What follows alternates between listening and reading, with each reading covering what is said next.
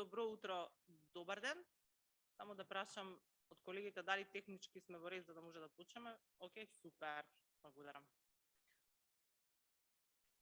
Да почекаме само да ги обезбедиме сите на кои им е потребен превод. Една минута. Дали е во ред преводот?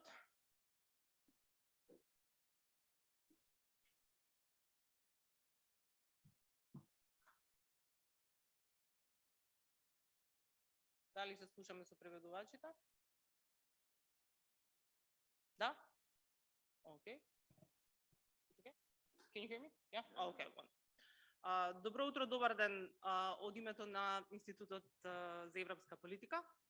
Добре дојдовте на денешната дискусија која што е завршен настан на проектот Медиација без дилема, кој Институтот за европска политика со поддршка од Кралството Холандија го спроведува во изминатите 2 години.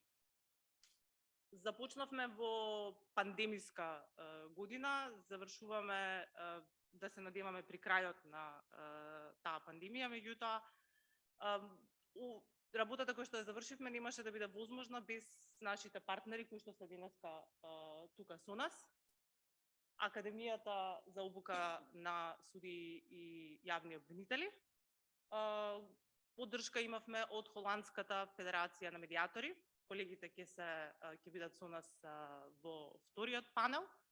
И комората на медиатори, која што исто така ја вклучивме во суштествените дискусии на оваа конференција денеска. Овој проект воедно беше поддржан од Министерството за правда, кое во меѓувреме работеше многу на медиацијата и заменик министерот беше со нас на неколку од настаните, поради што сме благодарни што и денеска најде време да биде тука со нас. Завршната конференција на овој настан ја почнуваме и со ново лице, националната координаторка за медиација при владата, која што исто така сме благодарни што одвои време за оваа дискусија и да се обрати на оваа почетна сесија на конференцијата. Јас кратко само би споминала за тоа на што ние работевме во овие 2 години како институт со овие партнери, со мноштво на партнери, значи не го сработивме само ние, со повеќето и од вас кои што сте тука во салата, како некој вид на продолжение на работата која што институтот ја започна уште во 2011-12 година, повторно со поддршка од Кралството на Холандија. Неколку пати го споменав амбасадорот и исклучително сме благодарни што е тој денеска со нас на овој завршен настан и покрај неговата исклучително тешка агенда денеска. Ни на претходните дискусии кои што ги организиравме во рамките на овој проект, амбасадата беше присутна и сме благодарни особено за нивната поддршка на медиацијата, која што, како што напоменав, е наш, повеќе ја третираме како наша програма, наместо проект. Целта која што требаше да ја оствариме во изминатите 2 години е да дадеме поддршка, да дадеме придонес кон големеното користење на медиацијата преку неколку специфични активности. Спроведовме детална анализа на состојбата со користењето на медиацијата преку неколку алатки. Јас сум во душа истражувач, па веројатно затоа и со тоа почнувам.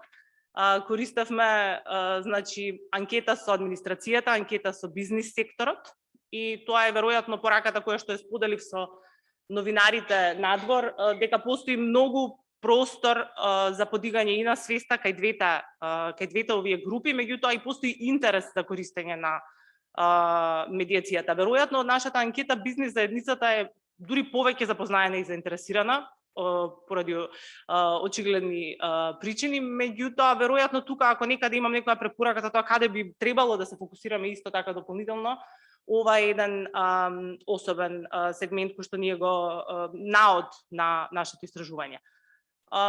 Деталната анализа ќе биде презентирана во втората сесија и ќе ги добиете клучните параметри на тоа како различните чинители ја гледаат медиацијата од нашите автори на кои ќе ги представам подоцна детално со агендата.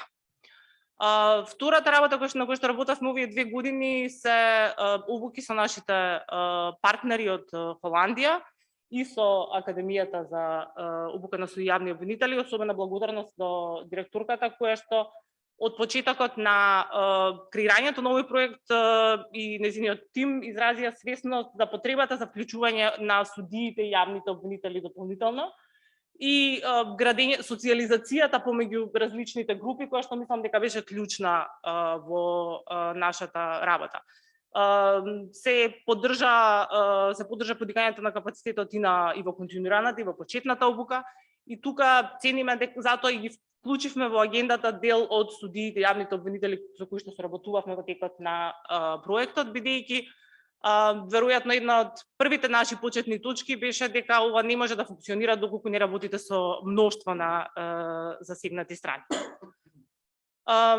Институтот го работеше овој проект во овие 2 години со голем тим. Веројатно ова е точката во која што треба да се заблагодарам на колегите кои што работеа на него, бидејќи тој официјално привршува при крајот на овој месец. И се надевам дека соработката со многумина од вас која што имаме и досега ќе продолжи понатаму. Сега би преминала само кратко да ви ја представам агендата за денеска. Првата сесија ни е, значи, воведна до некаде 11:30. Почнавме со многу мало задоцнување и сум многу благодарна на сите што тоа беше случај.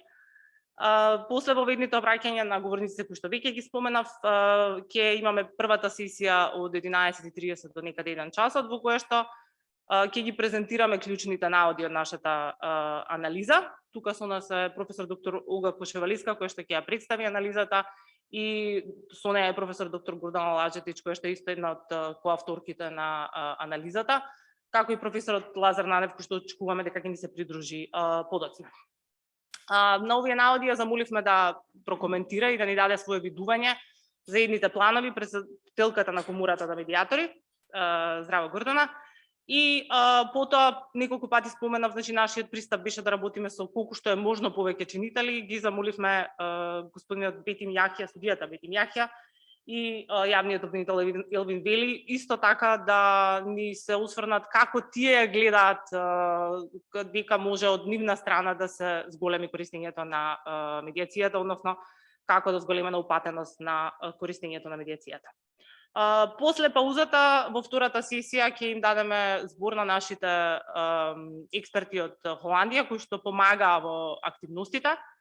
Професор доктор Јан Ван Цвитен, Хеа Ван Кломпербург и господја Маријан Куперс, кои што ќе ни ги пренесат нивните видувања на тоа како ние би можеле да ја унапредиме користењето на медиацијата, кои се идентификуваните слабости кои што тие и препораки кои што ги имаат за понатаму за сите нас веројатно кои што се тука и кои што не следат онлайн. Ве покануваме потоа оние кои што ќе имаат трпение да бидат со нас до крај, ве покануваме на коктел во ресторанот. Тука јас се надевам дека не пропуштив некој кој што беше многу важен, веројатно ќе ми текне ќе се сетам до подоцна. Меѓутоа ќе завршам и би му дала збор на заменик министерот за правда, професор доктор Агим Нухиу, да ни се обрати кратко од името на Министерството и нивните планови во однос на користењето на медиацијата. Повелете. Фалимидери, благодарам. Не знам со техниката, бидејќи обраќањето го имам на албански јазик. Ако има потреба.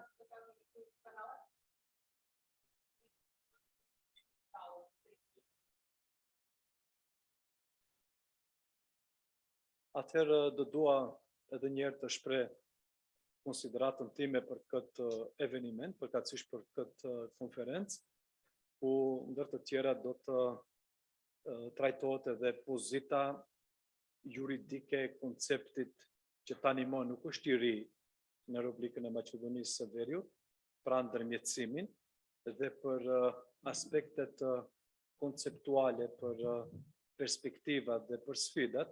Sigurisht që këtu kemi edhe punonjës akademik dhe shkencor, të cilët trajtimet e veta do t'i japin të argumentuara në fakte shkencore, larg çdo paragjykimi a prioristik, dhe sigurisht që secili prej nesh do të pajtohet se drejtësia pa pushtet është e plotfuqishme, e pafuqishme. Ashtu siç një pushtet pa drejtësi do të jetë një pushtet arbitrar.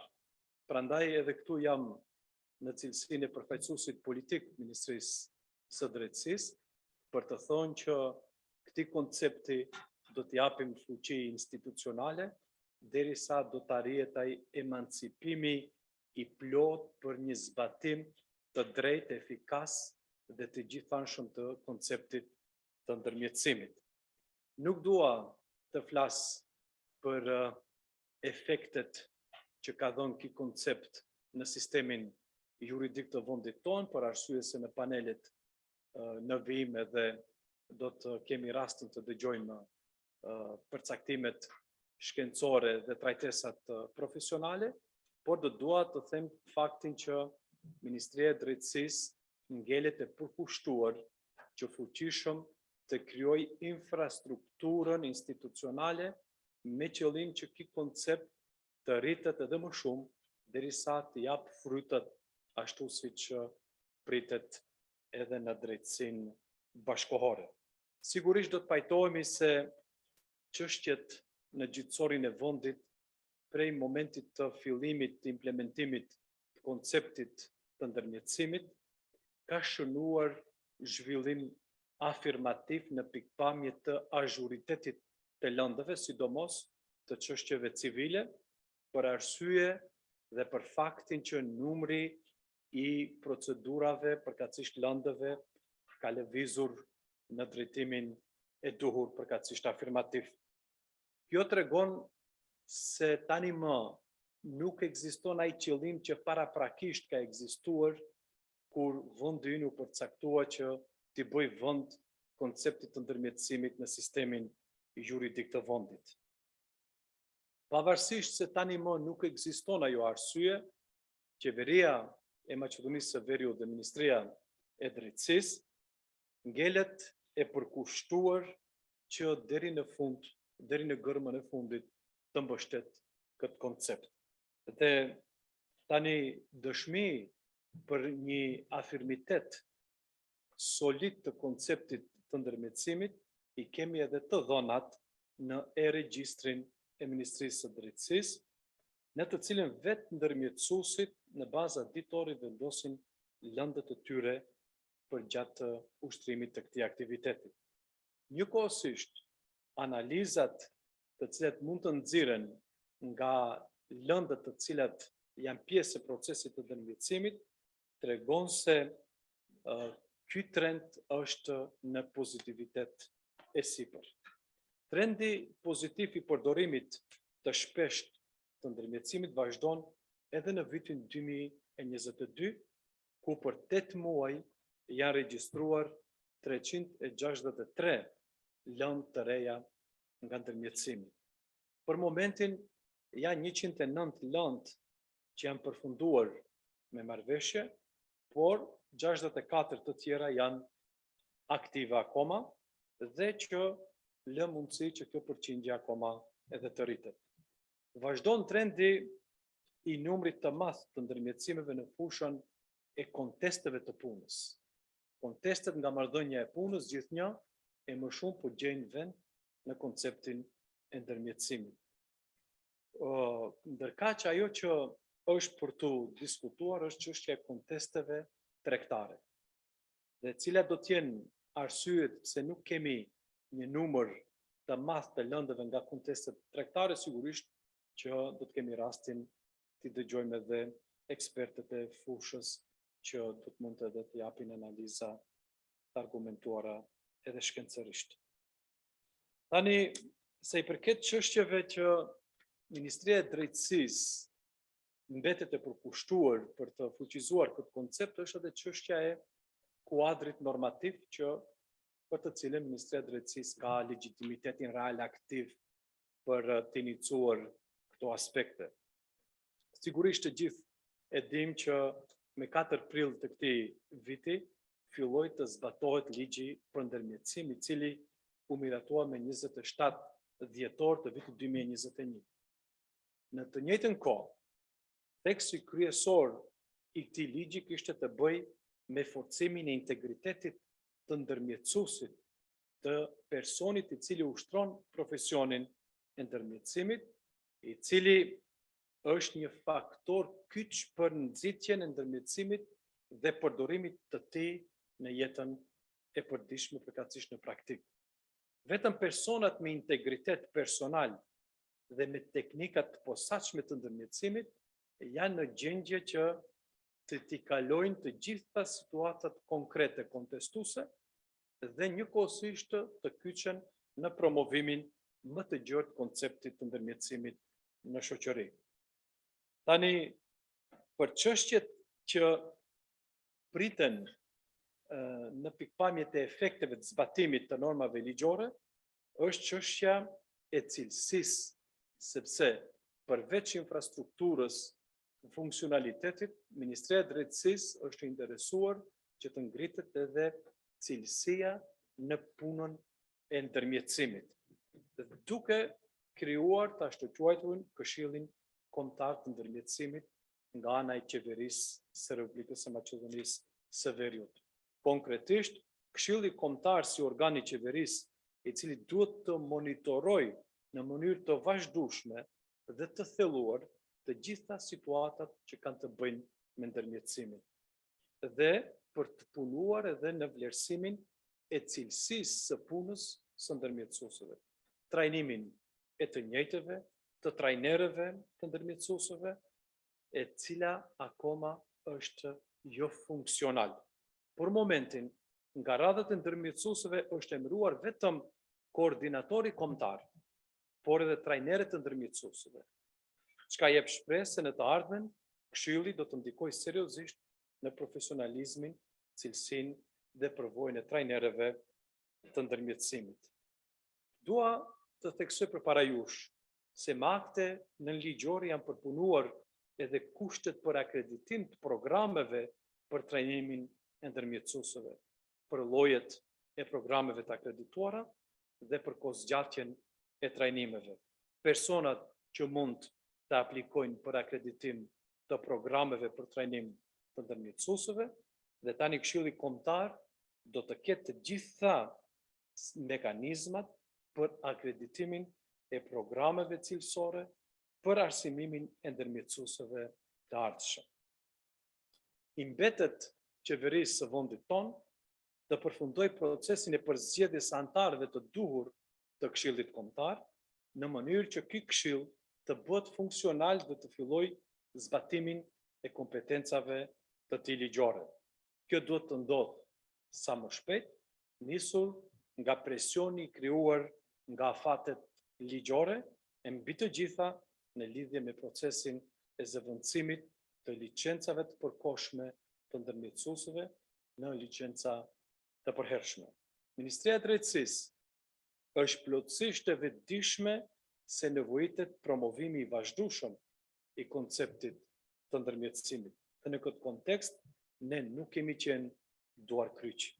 Kemi treguar edhe në praktik se po zhvillojmë promovimin e ndërmjetësimit duke filluar nga janari i vitit 2022, e cila përbëhet nga një vefaqe e veçantë për ndërmjetësimin dhe në video përcaktimet që shpjegojnë parimet e ndërmjetësimit në mënyrën më të thjeshtë të mundshme, me materialet reklamuese në formën e plaketave dhe billboardeve, si dhe vendosjen e klip banerave në disa portale të lidhura me vefaqen e fushatës për ndërmjetësim.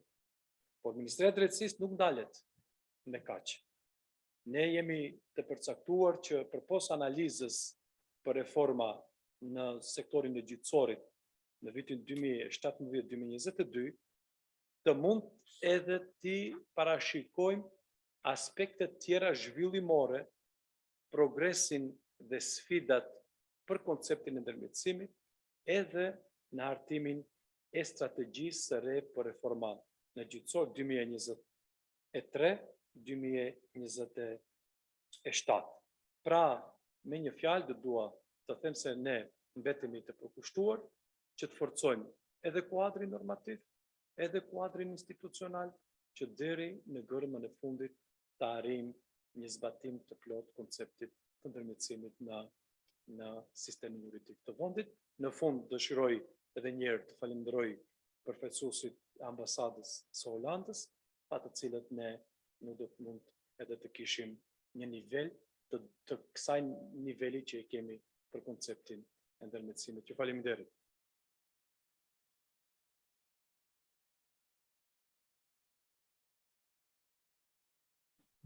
Благодарам и на вас, заменик министре. Драго ни е што чувме дека овие прашања ќе се третираат во новата стратегија и сите очекуваме да дадеме свој придонес во можност колку што ќе ни биде отворено.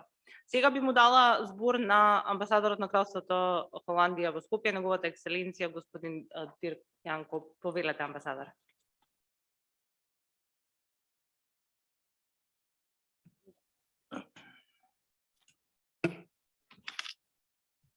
Okay. I'm sorry to say I have to rush off at some point. Last week, my boss was here, the Dutch Minister of Foreign Affairs, on a brief visit, but now my real boss is coming to the airport. It's my wife. So dear Dr. Bajastra, dear Professor, Dutch Minister Hill, dear Professor Gauer Damianowski, I'm very happy to meet you for the first time, Dr. Jovevska. Dear participants, it is a pleasure to welcome you at the closing conference, the project Mediate, Do Not Hesitate, implemented by the European Policy Institute, the Academy for Judges and Public Prosecutors, Chamber of Mediators of the Republic of North Macedonia, and the Mediators Federation of the Netherlands. Today, you will discuss the use of mediation, achieved successes, and remaining challenges. We started this project 2 years ago to help North Macedonia. Speak closer to the thing. We started this project 2 years ago to help North Macedonia increase the use of mediation as an alternative dispute resolution mechanism, share experience with Dutch peers, and bring the two countries closer together. Why do we use mediation? I have already spoken to you a few times on this topic, so I will be brief. Mediation saves time, money, and energy. It aims for lasting solutions suitable for all the parties involved. Everyone's opinion is discussed in a mediation. In the Netherlands, mediation can be used to supplement legal proceedings in civil and administrative cases, even when a lawsuit has already started. At the suggestion of the judge or at the request of the parties themselves, the parties come together under the guidance of a competent, independent mediator to try to resolve the dispute. Every court has a mediation office. This office provides information about mediation, works with the parties to see if mediation is right for them, offers support with the decision to involve a mediator, and arranges the initial mediation session. It is reassuring that tangible results have been achieved during the duration of this project. 3 conferences, including this one, were organized. Trainings for various mediation techniques for 50 mediators, judges, and prosecutors were organized. 70 attendees of the Judicial Academy's initial training learned about mediation as part of restorative justice. Mediators, judges, public prosecutors, and representatives from the Judicial Academy and the Ministry of Justice visited the Netherlands to get on-site know-how of the way the Dutch mediation system works. I think this country is also increasingly aware why it is not only know how, but also know why that is important. In fact, last year, a new law on mediation was adopted, which, amongst others, widens the scope of disputes which can be solved with mediation, such as labor disputes and consumer disputes, but also disputes in the field of environmental protection and healthcare. That is a meaningful step forward. From the beginning of the implementation of the project to its finalization, an increase in the number of mediation procedures was noted, from 1,837 procedures in 2020 to 3,895 procedures in 2022. That is also a step forward. All these results are indicative of North Macedonia's commitment to move ahead, which we, the Netherlands and the EU, duly note. The achieved results, not only in mediation, but in other segments in the rule of law, is why North Macedonia has started the EU accession process. The country is now in the screening process, which will last approximately a year and a half. But for the rule of law, will finish already before the end of this year. At the end of that process, it will be clearer what North Macedonia still needs to do to harmonize its legislation with the acquis communautaire and reach European standards. We can safely assume that the list of tasks ahead will not be short, especially in the fundamentals cluster, and it will require concerted efforts of all stakeholders. For example, in mediation, the Ministry of Justice has committed itself to promote mediation, even announced a campaign with the title, "There is a Solution." That will be a step that we are waiting to see materialize now. North Macedonia has worked hard and adopted good laws in line with EU standards, albeit some fine-tuning may be needed. But simply adopting a law is not enough. Genuine implementation with sufficient financial and human resources should be put on the top of the agenda. The government has a leading role in the reforms, and it needs to demonstrate commitment to changing old practices, finding money and the people, and refrain from interfering in the delivery of justice. But other professionals, such as prosecutors and judges, play also a role. I just came from an event with the Judicial Council on preventing corruption in the judiciary. I said it there and I will repeat it here. Each and everyone has to do their job with integrity, transparency, and competence, and not succumb to vested interest, corrupt behavior, and undue pressure. I know that this mentality change I'm talking about is not the easiest thing to do, and will sometimes mean making difficult choices. Eventually, the hard work will pay off. It will bring EU membership and an equal voice at the EU table. It will make the citizens of this country happier, healthier, and wealthier. It will encourage young people to build their futures here in North Macedonia and not somewhere else. Ladies and gentlemen, let me remind you that it is really crunch time.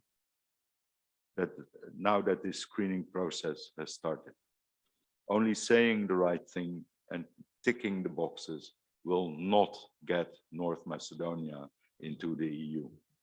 It is now high time for implementation, transparency, building confidence, and trust among the population in order to embrace the necessary reforms. I can assure you that the Netherlands will continue actively to support you on the way forward. It is, after all, our joint interest that you will join the European family. Thank you very much for your attention. Thank you, Ambassador. Благодарам, амбасадоре.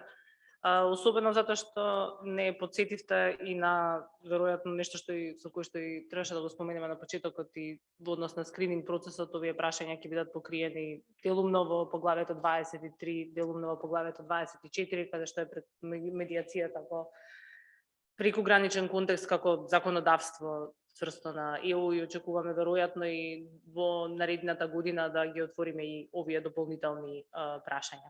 Сега би дала збор на директорката на Академијата за судии и јавни обвинители, професор доктор Наташа Габер-Дамјановска. Повелете. Благодарам и од аспект на Академијата да се обратам, почитуван заменик министер за правда Мухил, драга наша Симонида, Ваша екселенцијо Диркјан Коп, амбасадор на Кралството Холандија, господјо координатор Јовска, драги присутни, задоволство е, бидејќи оваа денешна средба е практично за окружување на нашите двегодишни напори и работа. Навистина е задоволство кога се работи со партнери кои сакаат да испорачуваат видливи резултати и кои имаат искрени заложби да постигнат позитивни промени во системот на едно општество како што е нашето. Па во таа смисла, од аспект на Академијата за судии и јавни обвинители, морам да искажам благодарност и задоволство со соработката со нашите партнери, Комората на медиатори на Северна Република Македонија, Институтот за европска политика, со кој што го реализиравме проектот заеднички како идеја медиација без дилема, значи трипартитно, секој од со учество на кадрите и човечкиот материјал, нели, кој што требаше да се обликува, но ова секако не би било остварливо како идеја доколку не би ја имале сесрдната поддршка од амбасадата на Кралството Холандија и Фондацијата на медиатори на Кралството Холандија, чиј што вреден инпут го имавме и знаење и искуство го имавме, се обидовме да го транспонираме на нашите професионалци и секако финално и со поддршката на Министерството за правда во целиот овој процес, следењето на оваа постапка, на оваа работа и се разбира со нудењето на нови законски решенија, бидејќи знаеме дека неколку пати се менуваше законот, последната верзија од 22 почетокот на јануари оваа година, која што беше донесена од Собранието на Република Северна Македонија минатата година, стапи на сила новиот закон од 1 јануари оваа година. Па така, не би сакала да се повторувам, но сепак морам да нагласам дека медиацијата како алтернативно решение во решавањето на споровите, за заштеда, скратување на роковите, за решавањето на различни ситуации во кои што се наоѓаат и од аспект на материјален и од човечки аспект, од секаков друг аспект се разбира дека има ефект врз подобрувањето на квалитетот на животот на луѓето.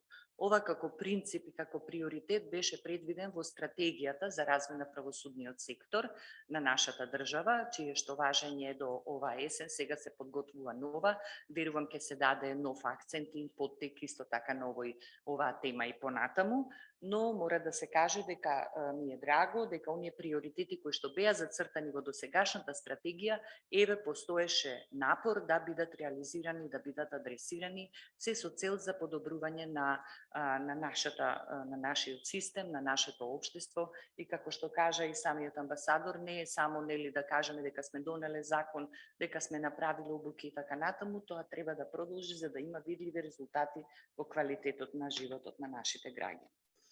Па така, само како еден мал синопсис на нашата соработка, значи со ЕПИ имавме успешна соработка на овој проект, во кој што беа рефлектирани 5 настани, една конференција претходна, ова е веќе втората, 2 советувања и 2 обуки на обучувачи. Битно е да се каже дека обуката беше мощно квалитетна, имавме изворедни предавачи од страна на Холандија, холандскиот партнер, и веќе имаме посета како резултат на тоа, на овој двегодишен проект, едукација на 65 учесници. Дел беа судии, дел јавни обвинители, стручни соработници, представници на други институции, лица кои што преку Комората на медиатори сакат и посериозно, професионално да се бават со оваа работа, и ова е изворедна подлога за работа понатаму. Бидејќи медиацијата, кој ќе навлезе во неа, ќе види дека има различни аспекти кои што можат да се покријат. Од семејното, стопанското право до меѓународни спорови, толку има богата лепеза на можности во кои што нашите медиатори би можеле да го стават својот фокус, потесна специјализација и така натаму, што мислам дека ова е добра основа тие да се охрабрат и понатаму да се развиваат секој во својот правец и афинитет. И ми е задоволство што еве во соработка со Академијата и со ЕПИ таа можност е постои. Мислам дека ова што е досега сработено треба да постои понатаму. Мислам дека овој тип на едукации треба да се повторат, барем за уште една рунда. Заради тоа што човечкиот капитал се гради со тоа што одредени знања и понатаму се специализираат и профилираат и се надградуваат, или пак нови луѓе кои што би сакале да се занимаваат со оваа работа, ќе дојдат и ќе треба да ја добијат својата основна едукација, да речеме, како да постапуваат во иднина. Така да мислам дека треба убаво да се размисли на кој начин во иднина повторно би било концептирано еден проект како овој, бидејќи е навистина успешен, да може понатаму да се реализира со некои поспецифични можеби цели во иднина. Па еве малку да биде како една основа за размислување. Уште еднаш благодарам многу на главата прилика да имаме таква успешна соработка на сите партнери и учесници и пожелувам многу успех во иднина. Благодарам професорке Габр Дамјановска, и на нас беше голема задоволство да се соработува со Академијата на овој проект.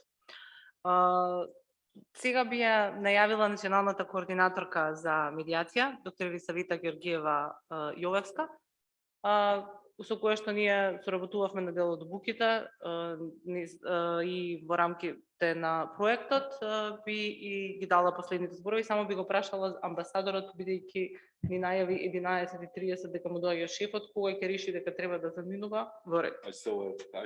Да. Повелете, Елизавета. Ви благодарам, ќе бидам најкратка заради вашиот шеф.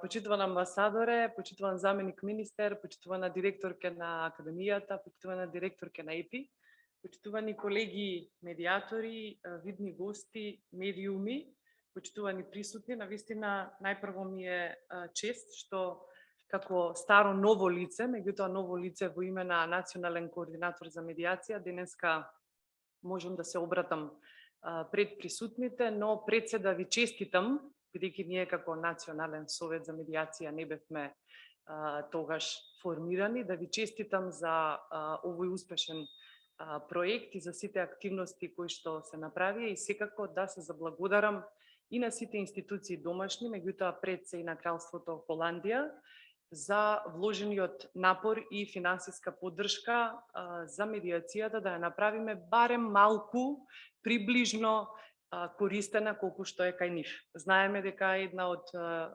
најкористените, најмногу користена медиација е во Холандија, така да понарочито и за бизнис споровите, па се надеваме цело во ова искуство преку обуките од прекрасните колеги со големо искуство кои што ни беа пренесени како обучувачи, меѓутоа исто така и како институции, дека ќе го примениме и она што го каже директорката на Академијата, дека ќе ја доближиме малку повеќе медиацијата до сите, и до физичките и до правните лица.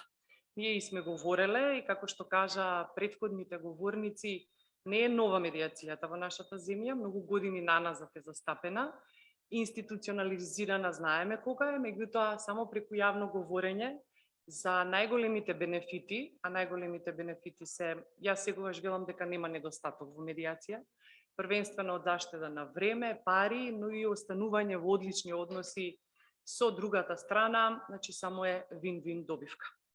Значи, она што и амбасадорот го кажа, сакам и во името на Националниот совет за медиација, кој што допрва ќе се формира, и сакам да ги информирам присутните дека на претходната седница на влада, значи пред неполни 2 недели се избрани и членовите.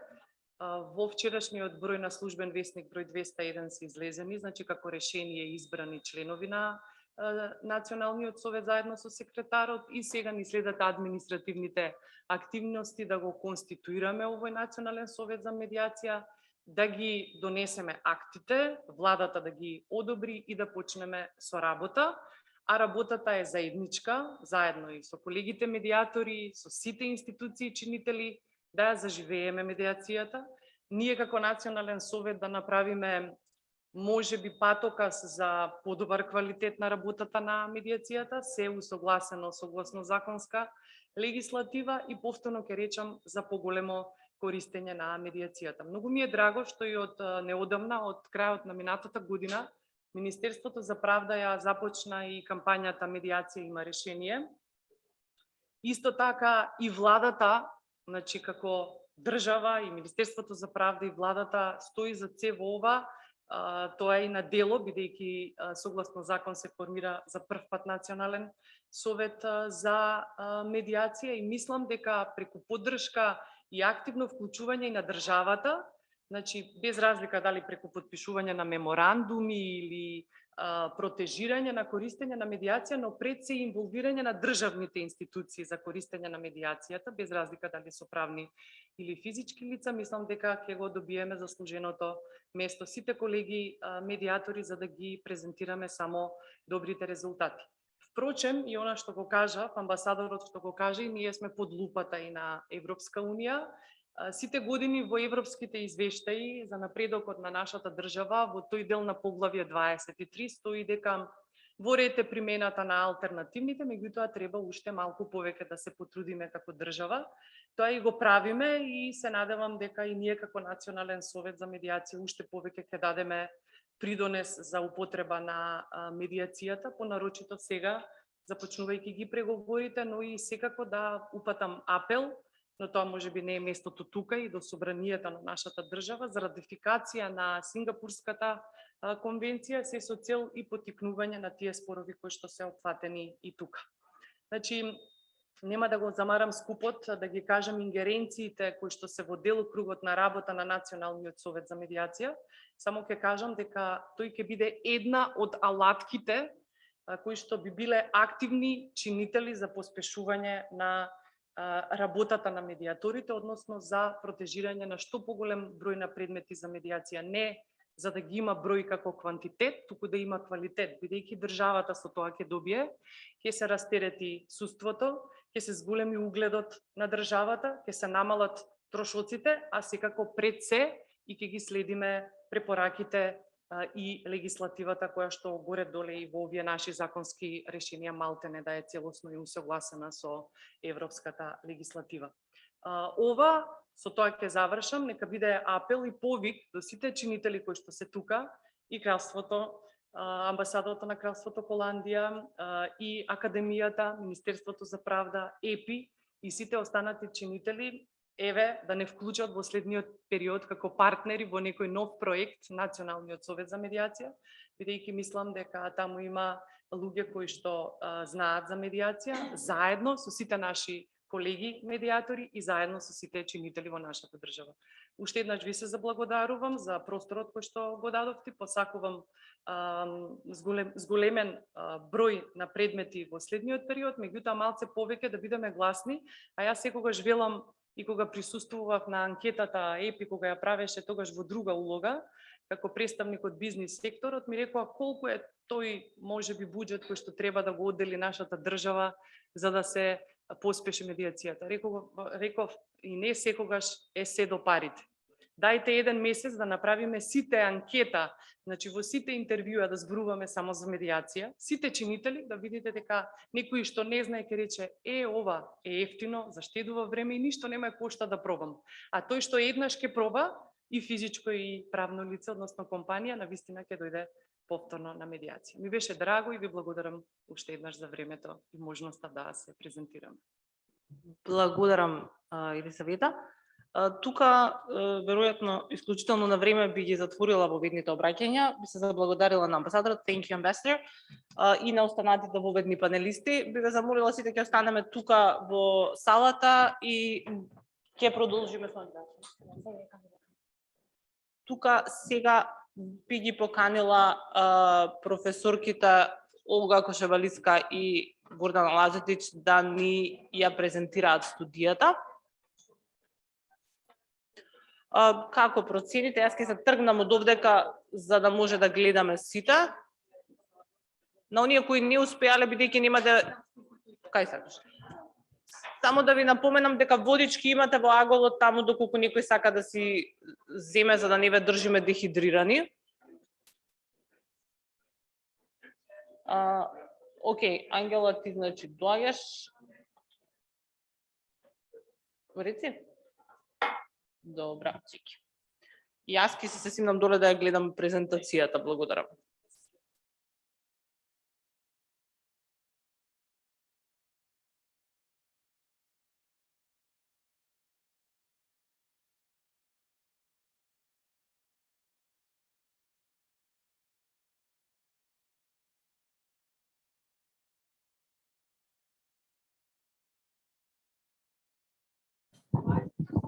Тестираме.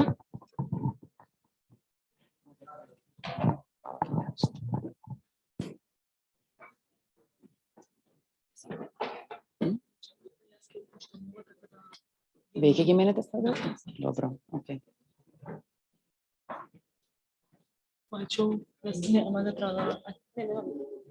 Окей.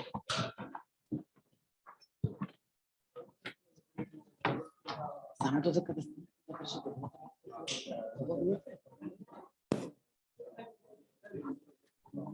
Ставам звезда. Нормално.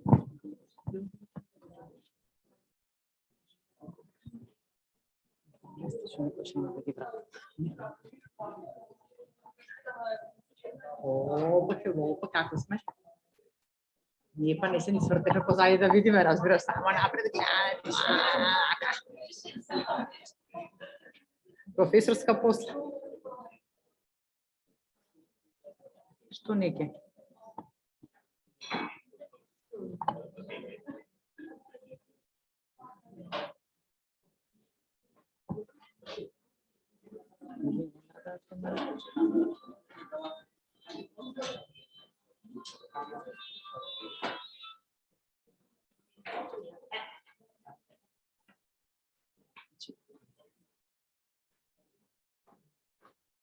Дали се слушаме? Да. Благодариме на сите. Веднаш почнуваме со првиот панел од днешната конференција. Јас да не должам премногу, како што кажа директорката Симонида, со овој проект целевме да допринесеме како институт кон подобрување на упатеноста на предмети на медиација, како и изголемување на квалитетот на самите медиатори. А во рамките на овој проект можам да кажам дека после долго време се спроведе една детална анализа, чиј главен фокус беше за тоа да се види каде се пропустите за слабата упатеност на самата медиација како сите релевантни чинители. А за тоа денеска ги имаме нашите експерти, професор доктор Олга Кошевалиска и професор доктор Гордана Лажетик, да ги презентираат кучите на аудиодиската. Повелете. Благодарам. Ние се договоривме и јас прво како вода, потоа деканката ќе ја представи целата анализа. Најнапред добар ден до сите присутни. Една голема благодарност што еве повторно сме во друштвото на поддржувачите на медиацијата. Тоа размислував сега дека беше првиот панел како да организираме да настан со сите скептици за медиација, да ги викнеме тие, значи да биде повик до сите што се скептици, значи до оние што не веруваат во медиацијата, да не слушаат, да видиме дали на тој начин ќе успееме да едноставно ја подигнеме свеста. Навистина причинува задоволство што имаме можност да ја презентираме анализата што работевме јас, професорката Кошевалиска и професор Нанев. Една анализа која што всушност ќе ни помогне аргументирано да дискутираме. Значи да имаме аргументи кои што ќе ни ги подкрепат ставовите, во еден дел ќе не доубедат, во еден дел ќе не разубедат, меѓутоа пред аргументите и боговите молчат, така што за да не биде само на ниво на импресија или на ниво на печаток, на ниво на нечие мислење, тука ЕПИ навистина морам да изразнам благодарност, секогаш наоѓа време, начин и во текот на ковидот имавме неколку расправи поврзани со медиацијата и се одбележува и деновите на, значи навистина една посветеност на програмата како што вели Симонида, навистина програма за медиација, нешто што сакале или не, мора признаеме дека ја подига свеста за нашто значи потреба за почеста примена на медиацијата. Знаете како кралството Холандија како да има некој легат во делот на медиацијата, уште кога почнувавме да анализираме медиацијата 2000-та година, се огледаме, Пачанович професорот, 2000-та година беше тоа, Учевме од холандскиот професор Јан Ван Кантот. Тој беше професорот кој што за прв пат ни пренесе всушност искуствата на што значи медиација, така што 20 и нешто години се навистина еден добар дел посветен на се она што значи промовирање, најнапред беше начин како да се совлада отпорот за да го имаме, нема медиацијата во законските рамки и ја ве убедувам дека еве во целото казано законодавство медиацијата ќе продолжи да постои ако сме во една делна реформа, ќе продолжи онака како што беше тоа и досега.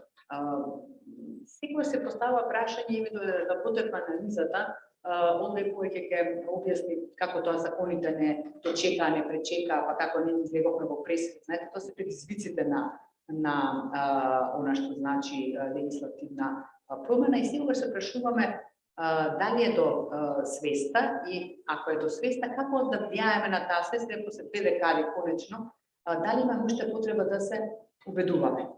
Знаете, едноставно сите знаеме дека предностите се нешто што не може да се оспори по ниеден основ. Функционирањето дека имаме во салава денеска тројца председатели на двајца поранешни председатели на комората и еве сега и новата председателка, значи луѓе кои што навистина пожртвувано се посветени на она што значи промовирање на медиацијата. Така што секогаш ја апострофираме како ресторативна постапка и ресторативен крајен резултат. Тука сме и во контекст на препораките на Советот на Европа, но и во контекст на она што значат правила на Обединетите нации во однос на ресторативната правда. И од тука еве низ презентацијата на самата анализа настојувавме едно, да речеме на така во еден обем кој што е лесно читлив, нели никој веќе не чита дебели книги, да се изнесе сето она до кое што дојдовме како согледување, сето тоа да биде прикажано на согледен начин, за да можеме да велам ги аргументираме сопствените ставови и конечно да сватиме дека видите, ние сме имали медиацијата, односно мировни совети, 76-та година. Сме имали закон за мировни совети, кога беше тоа?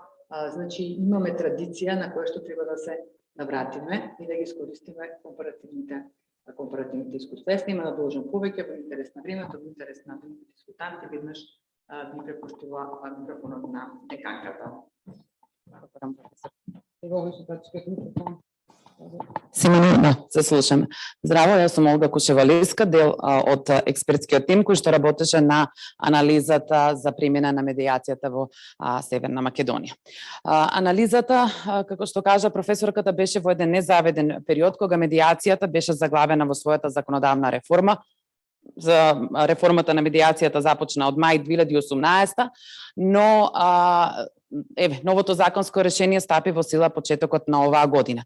Нашата анализа, за примена на медиацијата беше во финална фаза во декември 2021 година, значи пред да стапи во сила новото законско решение, но во истата може да видите дека отпосле ставивме некои компаративни делови каде што имаме законски интервенции.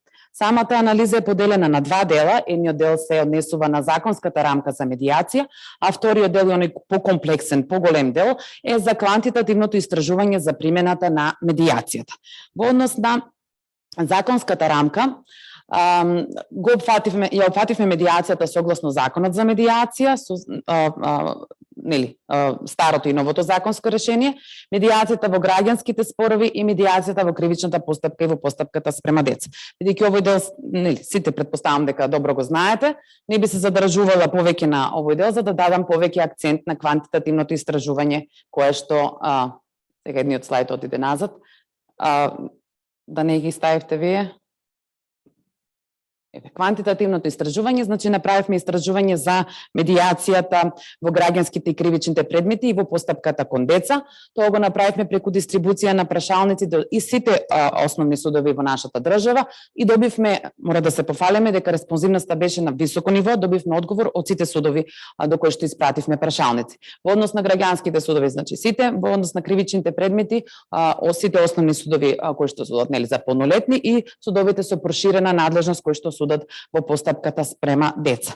Медиацијата испитавме во рамките на надлежностите на основното јавно обвинителство, посебно нели во делот на постапката за деца.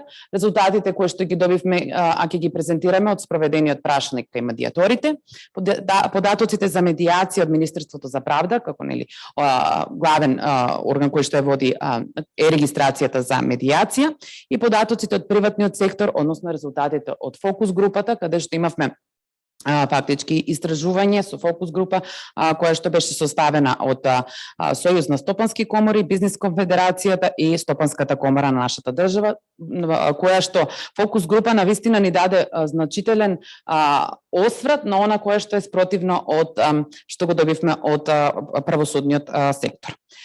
Сега да одиме кон што е она кое што ние имавме за задача да го испрашаме, да го истражиме. Медиација од перспектива на судиите и јавните обвинители, но и во однос на медиаторите. Прашањата беа врзани за искуството од примена на медиацијата, ставовите, предрасудите, уверувањата и проблемите од примена на медиација. Ово го истражувавме со цел да го видиме тој вредносен суд кој што го имаат во правосудниот сектор, а према медиацијата. Знаете, со медиацијата, како што кажа професорката, во голем дел се приоѓа со скептицизам, но со законско решение нели не се менува менталитет, така да на овој дел најмногу ќе треба да се работи и да се посвети внимание. Друго што ни беше нели за истражување беше информираноста за медиацијата и соодветните законски решенија. Ќе видите од статистичките податоци дека информираноста за медиацијата кај сите засегнати чинители е на многу ниско ниво. Имаат некаква представа како базичен концепт, но самите предности и детали околу медиацијата многу, значи во помала мера се знаат. Во однос на за работата на комората за медиатори исто имаат мал степен на информираност, но она кое што радува од тоа што го ние истраживме е обуката за медиација. Многу е висок процентот на сите од правосудниот сектор и од медиаторите што сакаат да посетуваат обука со цел да го напредат своето знаење за предностите од обуката. Во постапката спрема деца тој процент за интерес за обука изнесува дури 90% од испитаните судии. Статистичките податоци за примена на медиацијата ги направивме со податоците кои што ги добивме од медиаторите и од Министерството за правда и во самата анализа имате во секој дел препораки за медиацијата. Препораки што ги даваат судиите по области, препораки од медиаторите, препораки од фокус групата, односно од приватниот сектор. Да почнеме од почеток. Значи, медиацијата во граѓанските предмети, инаку во анализата имате многу повеќе статистики, многу повеќе графици, тој дел е околу 80 на страници, не може да се презентира во 20 минути. Извадивме она кое што мислиме дека е најбитно и најдобро ни дава некаков почетен импулс за она што се случува во пракса. Значи, однос на мислењето на судиите за зголемувањето на основите за примена на задолжителната медиација, повеќето, да речеме, една половина од судиите сметаат дека на тој начин или би било корисно или ќе даде позитивен импулс.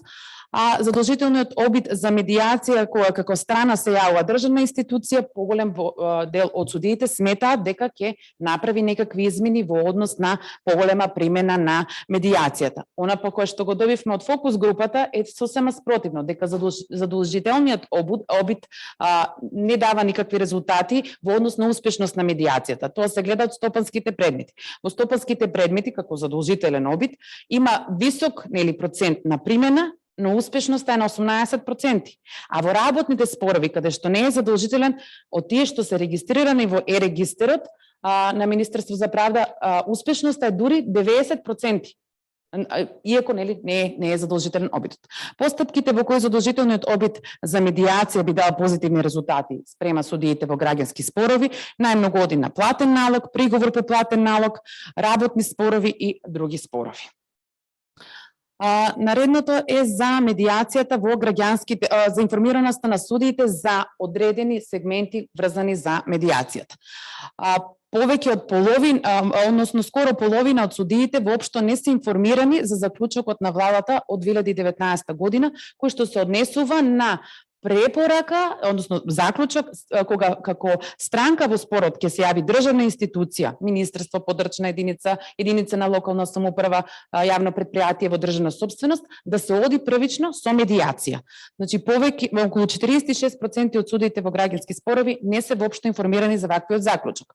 Околу 50% од судиите воопшто не се, малку се информирани, а 25% не се информирани, значи тоа доаѓаме негде до 70% на слаба информираност на судиите за посебните програми за подршка на медиација кои што задолжително ги донесува судскиот совет. Ова како решение е и во новиот закон, значи задолжително донесување на посебни програми за подршка од страна на судскиот совет. Истото го имаше во стариот закон и за Врховниот суд, но во новото законско решение Врховниот суд нема обврска да донесе посебна програма за подршка на медиација.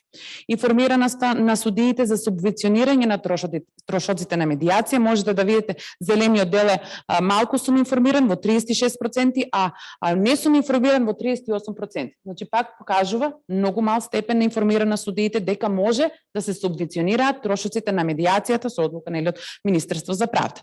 Информацијата на судиите за активностите на владата за промоција на медиација исто на многу ниско ниво е информираноста на судиите во овој дел. Обуки на судиите кои што судат во граѓански предмети. Во последните 5 години најголем процент од судиите кои што имале некаква обука за медиација во последните 5 години припаѓа кај судиите во граѓанско. Значи околу 32% се извинувам, имале обука во последните 5 години, но 63 воопшто немале никаква обука. Кај судите за кривични предмети, дури 82% од судиите немале никаква обука за медиација во последните 5 години. А ако видите по интерес за обука, кај граѓанските судии има 76% на интерес, кај кривичните судии во постапката спрема против полнолетни е 81%, а во постапката спрема деца на наредните слайдови ќе може да видите дека е 90% интерес за обука. Во анализата, која што може да ја видите нели во електронска форма на сајтот на ЕПИ, ги имате и областите во кои што покажуваат најголем интерес судиите за да посетат обука. Тоа се скоро сите области, значи поделено под еднакво проценти, нема област, значи работни спорови, за заштита на животна средина, во образование, сите области кои што може да ги покрием медиацијата, дискриминација и така натаму. Ставови на судиите кои што судат во граѓански предмети за медиацијата. Дозата на скептицизам може да биде почувствувана тука, бидејќи 31% сметаат дека е вистинска постапка за решавање на спор. Но 30% и овие 16 по тоа зеленото триаголниче сметаат дека медиацијата е добар обид на државата без значајни постигнувања до денес и дека е недоволно осмислен законски проект. Негативните страни на медиацијата според судиите во граѓански предмети ги гледаат околу 17% дека не е доволно добро законски осмислена, дека странките немаат доверба во медиација, нема механизми да се реализира подпишаната спогодба, дека е затворена за јавноста, што во исто време е и предност на медиацијата, таа е нејавна постапка. Само да се смени слайдот. Во медиацијата во кривични предмети. Ориентацијски број на случаи кога судиите ја премениле постапката за медиација во последните 5 години, во смисла дали потврдиле одлука или ги упатиле странките да го решат спорот во медиација, дули 75% ниеднаш не ја примениле, но имаме некои 18% кои што ја примениле во 1 до 20 случаи. Дали сметате дека постапката за медиација кај приватната тужба дава позитивни резултати? Скептицизмот е висок, со 56% не, но имаме и 32% кои што се произнеле дека немаат став, се воздржани по однос на тоа прашање, 12% сметаат дека медиацијата може да даде позитивни резултати. Кога го испрашувавме овој убедувањето на вредносниот суд на судиите и на јавните обвинители, дадовме до значење дека не ја гледаме медиацијата како нешто, како постапка која што треба да послужи да се заобиколи правдата или да биде приватна правда на еден начин, бидејќи не се изрекува надвор од судот, туку дека напротив, истата подлежи на судска контрола, значи може тоа да биде исконтролирано од судот, еве постапката спрема деца, мора судијата да ја потврди спогодбата која што ќе биде постигната меѓу странките. Само медиацијата во кривичните предмети спрема деца, оретацијски број, тука имаме пак да речам подобра слика, затоа што имаме поголем број на применета медиација, посебно тоа го добивме од Основниот суд во Тетово. Ориентацијскиот број на случаи кога судиите упатиле на постапката за медиација во последните 5 години, значи 75% ни еднаш, но 20% имале 1 до 10 случаи кога ја примениле и некои 5% имале 10 до 20 случаи кога ја примениле истата. Ставот на судиите за позитивните резултати од медиацијата е подобар, значи сметаат дека има позитивни резултати, затоа што детето е надвор од казнено-правниот систем, кривичната евиденција нема да се смета за осудувано и затоа имаме процент од 45 кои што сметаат дека има позитивни резултати. Успешното завршување на постапката ниту еднаш во 45%, во 30% имаме од 1 до 10 случаи и 25% не дале одговор. Дали би следеле обука за медиација? 90% од судиите би следеле обука за медиација. Силни и слаби страни на медиацијата во кривичните предмети. 32% од судиите сметаат дека медиацијата е корисен механизам во кривичните предмети по приватните тужби. 18% сметаат дека е корисен механизам за кривични дела за која е препишена казна затвор до 5 години. 19% сметаат дека е добар механизам без значајни постигнувања до сега. Во однос на негативните страни на медиацијата според кривичните суди против полнолетни, најчесто се тоа или не е доволно добро законски осмислена, страните немаат доверба во медиацијата, нема механизми да се реализира подпишаната спогодба и слично. Што препорачуваат судиите за унапредување на медиацијата, за поголема примена на медиацијата? Секако прво промоција. Тоа го имаме и како импулс од приватниот сектор, дека промоцијата, афирмацијата на медиација, запознавање на засегнатите чинители со сите предности кои што ги има медиацијата, може да доведе до нејзина не само поголема, туку поуспешна примена. Од акцентот треба да се стави и на успехот во примената. Ништо не сме добиле ако имаме многу случаи во кои што ќе се почнат, а не се завршат со потпишување на спогодба. Едукација постојана, значи постојано да имаат обуки, семинари кои што ќе дадат ги унапредат знаењата на засегнатите чинители, да нема пристрасност кај медиаторот, тоа го има кај препораките и во судиите во кривични, во граѓанско, да нема пристрасност, да не засема страна, да биде неутрален, што е и законска обврска.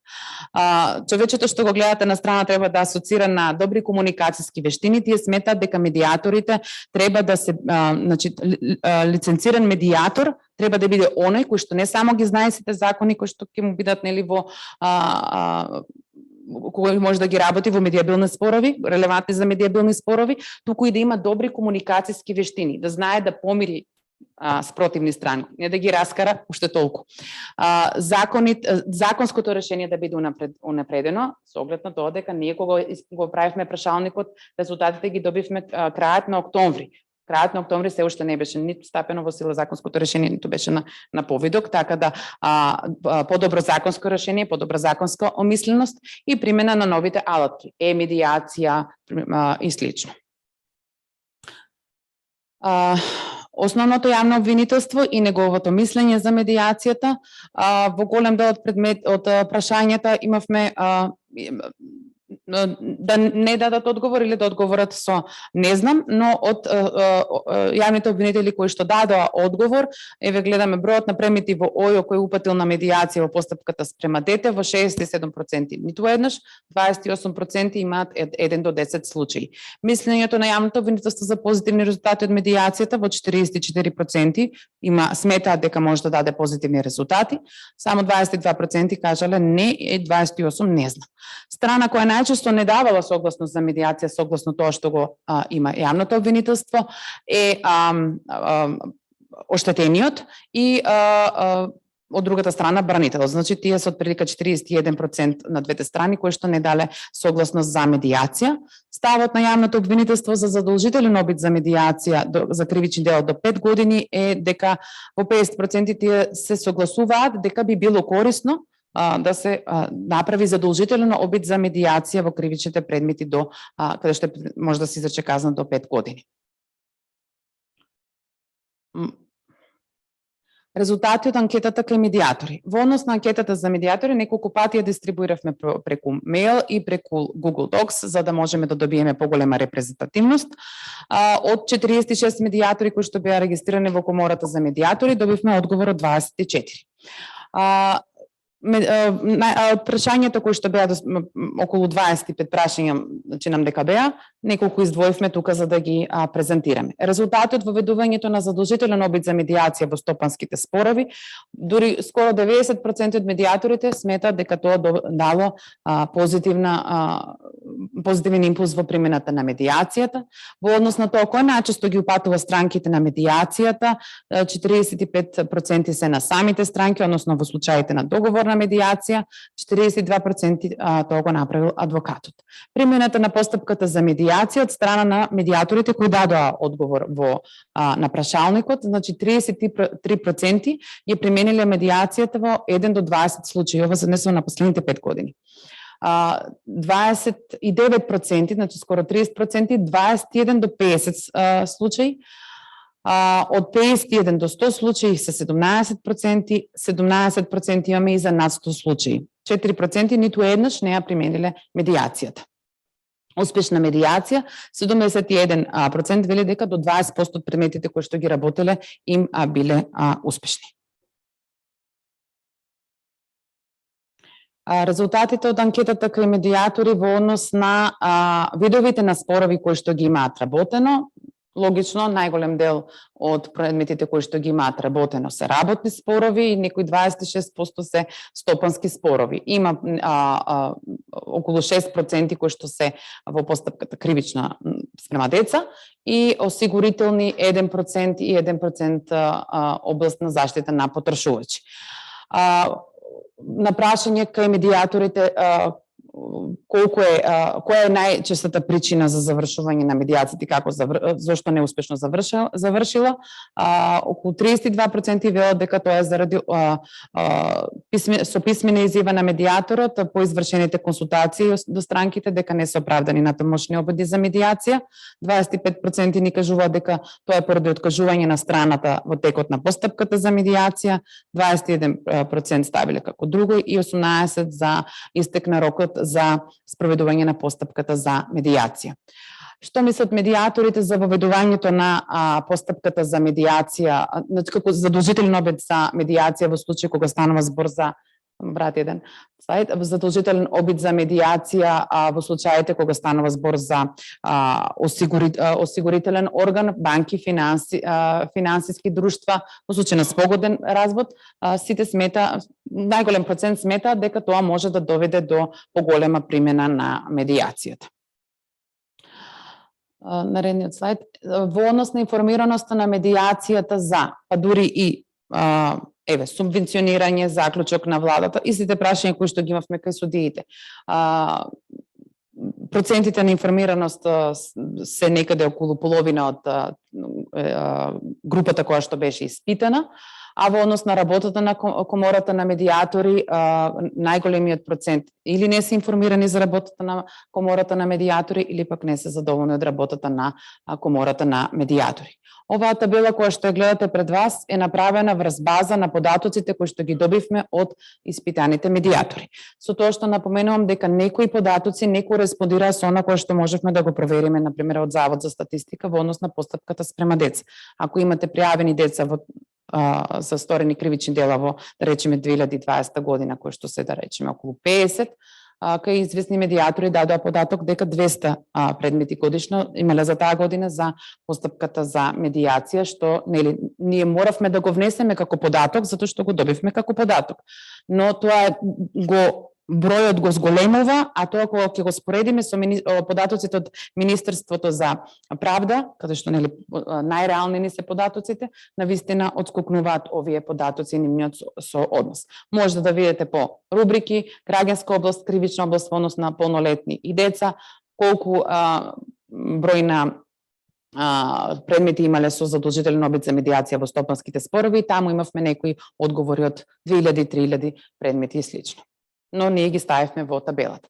Податоците од Министерство за правда, крајно бевме благодарни затоа што ни доставија податоци кои што се детално распоредени по секоја област со успешен, неуспешен обид за медиација, со тоа што ние ги зедовме податоците од 2016 заклучно до 15 октомври 2021 година.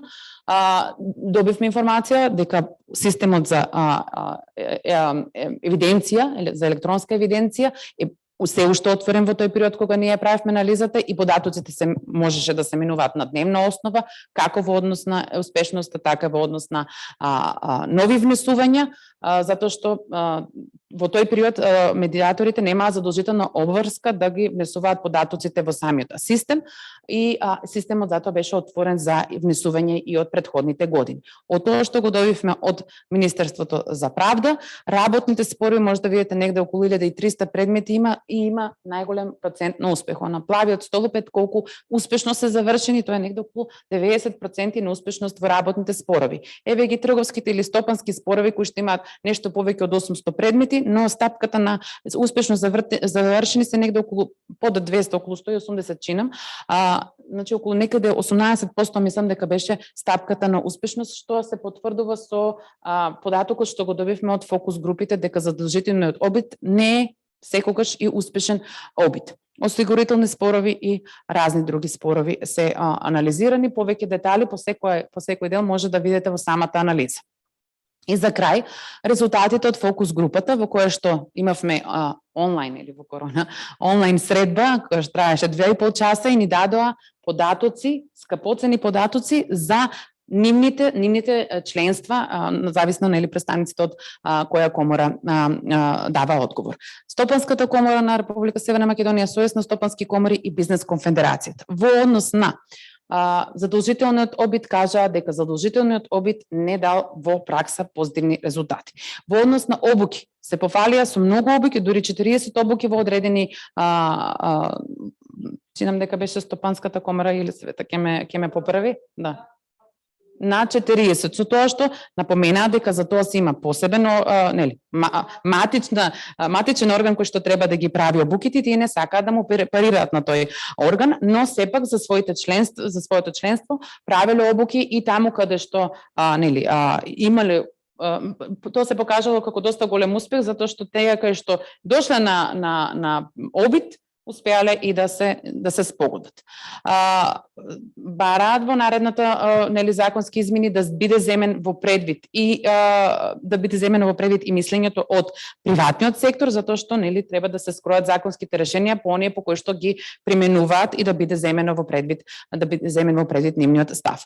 Во однос на информираноста се во голем дел, најголем дел информирани за заклучоците на владата, за програмите за поддршка и слично.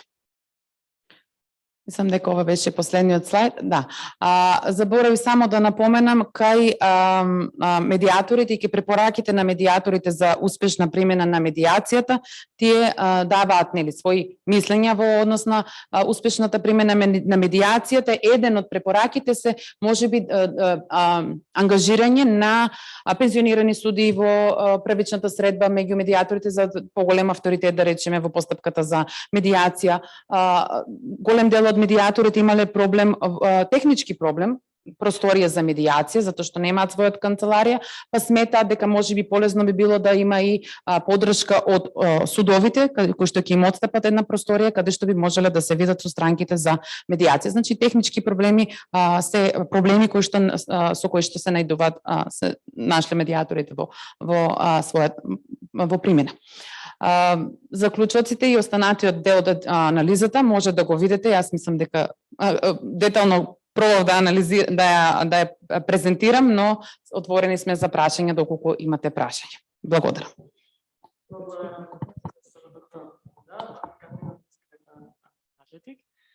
За деталната презентација. Би ги повикала сега останатите панелисти, одговорници за овој панел, да ни се приклучат, кои можеле да продолжиме, а секако после завршетокот ќе имаме отворен простор за прашање.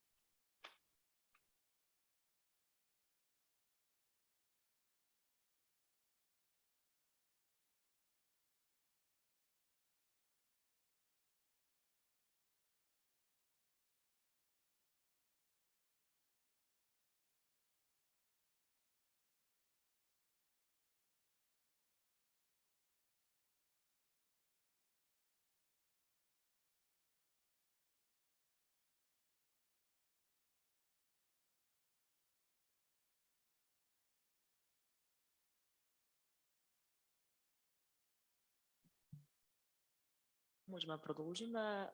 Најпрво би сакала да истакнам дека ете како што можеме да видиме во анализата, ако повеќето имаат прочитано, дека одредени препораки конкретно се однесуваат токму и на самите медиатори на комората на медиаторите, така да од друга страна пак со самиот проект и со спроведувањето на самите одлуки и размена на искуствата со холандските експерти, можам да кажам дека дававме една насока на едно движење на самата комора преку зголемување на квалитетот на самите медиатори, како и што треба да се направи со цел да се зголеми самата упатеност на медиацијата, па согласно тоа би поставила вака едно прашање каде што би го отворила просторот за дискусија и за излезување од страна на председателката, кои се идните, да кажам, активности на самата комора или по спроведувањето на самиот проект. Благодарам, Ангела. Како што ја кажа, најпрво би започнала да ова еден патоказ како во иднина би се движеле и кои се идните цели на комората на медиатори. Најпрво да ги поздравам сите присутни тука. Како медиатор и како председател на комората би сакал на почеток да изразам голема благодарност за поддршката и посветеноста во овој проект, насловен како медиација без дилема, на сите партнери учесници и на сите колеги медиатори за придонесот и учеството во него. Посебна благодарност би сакала да изразам до амбасадата на Кралството Холандија и неговата екселенција амбасадорот Дирк Јан Кот, со нивната поддршка во изминатиот период направија огромен придонес во напредокот на медиацијата во целост и неизмерна е благодарност што токму од нив и од земјата која има широка примена на медиацијата допринесе да овој проект добие една комплетна реализација. Несебично ако се каже дека резултатите кои се постигнати во напредокот и промоцијата на медиацијата во земјава се во голема мера и нивна заслуга. Токму поради фактот што и обуките беа реализирани од предавачи од Кралството Холандија, председател на Холандската федерација за медиација професор Јан Ван Свитен, и медиаторите Марион Куперс и Хеа Ван Ломпенбург, кој посебно им се заблагодарувам за несебичноста и со големата посветеност која пренесоа во пренесување на нивното искуство и знаење во двете обуки за обучувачи на медиатори. Огромно е задоволството, представува огромно задоволство како и на мене како председател на комората медиатори, тоа не можеме да го скриеме затоа што е значаен сегмент во делот на континуираната обука на медиаторите и надградба на знаењата, како и за подобрување на квалитетот и професионалноста на медиаторите. Ви благодарам од срце. Се надевам дека нашата соработка ќе продолжи и во иднина. Голема благодарност до ЕПИ како носител на проектот со искуството и нивната поддршка на медиацијата, како во минатото, така и сега, и со овој проект придонесоа да се постигне целта, а тоа е се поголема примена и промоција на медиацијата и резултатите кои што ги видовме во изминатиот период се очекувани и значителни. Исто така благодарност и до Академијата за суди и јавни обвинители, поготово до директорката почитуваната судица Наташа Габер, во исклучително значење посебно во делот на едукацијата на идните суди и јавни обвинители, каде што медиацијата заземе посебно место од обуката, така и во делот на промоција на медиацијата, што е исклучително значење за запознавање на предностите од примена на медиацијата во споровите, а со сето тоа и до подобра промоција и подобрување на сликата за медиацијата во земјата. Комората на медиатори, која е партнер во овој проект и го инициираше реализирањето на овој проект, за наредниот период се определува за промоција на медиацијата и по завршувањето на овој проект. Формирани сме 2017, значи комората е формирана во 2017 година, веќе постоиме 5 години од самото формирање и броиме 46 членови на комората, односно медиатори. Сакаме да укажеме дека комората со сиот расположлив капацитет и стручност има волја да учествува дури во изработката на закони и други правни документи поврзани со медиацијата. Очекуваме од соодветните министерства да не поканат и да дадеме своји представници во работните групи за изработка на конкретни закони поврзани за медиацијата. Морам да нагласам и за значењето на подпишувањето на меморандумот за соработка со владата на Република на Северна Македонија во 2019, кој што обележа исклучително поволен тренд во развој на медиацијата во македонското општество. Во истата година, владата донесе заклучок со кој заклучок бара засегнатите страни во јавниот сектор да користат медиација во решавање на нивниот спор и укажува дека со примената и на овој механизам значително се заштедуваат средства од буџетот. За нас е особено важно да пренесеме лични искуства за примена на медиацијата и да ги слушнеме колегите од регионот за да можеме, доколку е можно, да имплементираме некои решенија во нашето општество. Секој обид на решавање на спорот со медиација на страните им донесува многобројни предности за да дојдат до решение само благодарение на вештините кои медиаторите ги применуваат во самиот процес и во самите постапки на медиација. Преку информирање и едукација на граѓаните, потоа и преку законските измени со создавање на услови за развој за поголема примена на медиацијата при решавање на спорови, објективно се надевам дека медиацијата ќе биде првиот избор на страните кои се во спор во однос на судската постапка и реално очекуваме да покаже дека тоа е вистинскиот пат до спогодба на задоволство на двете страни. Во наредниот период, нашата комора уште повеќе е фокусирана на унапредување на медиацијата со цел да им презентира на јавноста дека и во време на криза медиацијата е рационална и разумна постапка за брзо решавање на спорот и е клучно за сите спорни страни, што е клучно за сите спорни страни. Во одреден период се донеси Министерство за правда го донеси новиот тарифник за медиација, откако претходно побара и мислење од комората на медиатори и по искажување на своите предлози по однос на неговата содржина, истиот е објавен во службен весник и веќе е започната неговата примена. Очекувам како комора поддршка од Министерството за правда, која досега имаме и несебично ни е дадена, поготово од секторот што е за медиација, во насока на промоција на законот за медиација, со висината на надоместокот на трошоците и во самиот тарифник за постапките на медиација и за наградата на медиаторот медиацијата станува достапна за сите страни кои што влегуваат во постапка на медиација. Од тоа што претходно го нагласи Министерството за правда, заменик министерот кажа дека бројот на предмети во досега склучени во постапка на медиација изнесува околу 3900. Исто така сакам да нагласам дека согласно функционалната анализа на основните судови во Република Северна Македонија стои дека судиите од основните судови во Македонија редовно ги упатуваат страните на медиација пред започнување на рочиштата, но не се води евиденција за тоа колку од предметите биле решени по пат на медиација. Во кривичната материја постои можност за упатување на медиација само исклучиво со предмети отпочнати со приватни тужби и само ако страните дадат изрична согласност на рочистото за помирување. Нема посебна евиденција за број на предмети што биле решени со медиација во кривичниот оддел.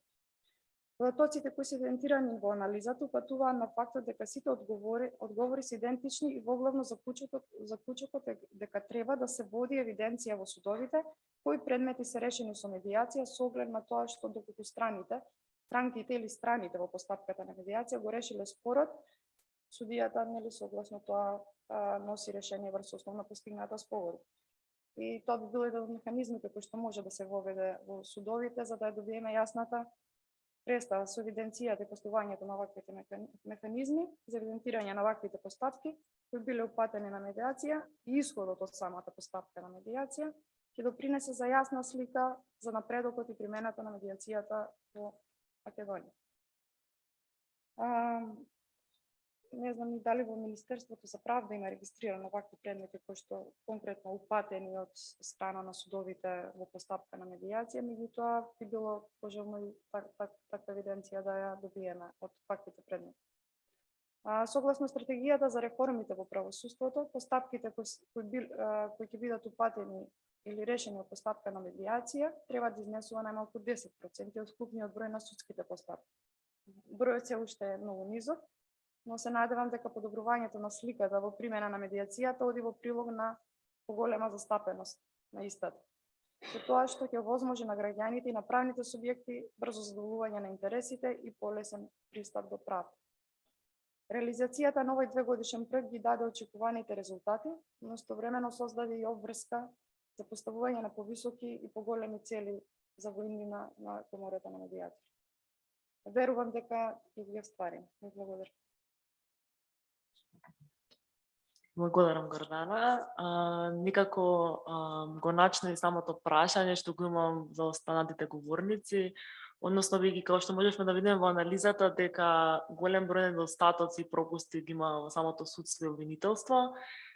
Согласно евидентираните, да кажеме, наоди кои што ги презентира нашите експертки, би сакала да прашам нашите присутни, односно судијата од Основен суд Тетово Бетимјахе и јавниот обвинител од Висшето јавно обвинителство Илвин Вели. Што сметате, зашто е ваква состојбата во судството и обвинителството и како може да се подобри, што се подобрат истите? Благодарам, Ангела. Најпрво им благодарам на сите, посебно на ЕПИ за поканата да присуствувам на оваа завршна конференција. Почитувани присутни, вака, и од самото истражување произлезе дека постои слаба информираност или подигнување на свеста е во слабо ниво, како на јавноста, така и на судиите, јавните обвинители, на ние што сме дел од спроведувањето на правото. Како може да се подобри таа ситуација? Секако дека сите спомнавме, па и препораките и во самото истражување, кое беше одлично, и поздравувам за тоа професорите, почитуваните професори, за спроведеното истражување. И самото истражување дава една јасна слика кај сме, што треба да направиме. И препораките на самите суди во таа насока, например, во однос на слабата информираност е јакнење на промоцијата. Промоцијата треба да се однесува не само на судството, туку и на јавноста во целина.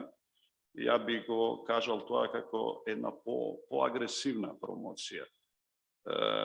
Би требало за да се подигне таа јавна свест, меѓутоа самата промоција во однос на јавноста не е доволно без потребните обуки што треба да ги имат самите суди, јавни обвинители и другите чинители вклучени во овој процес.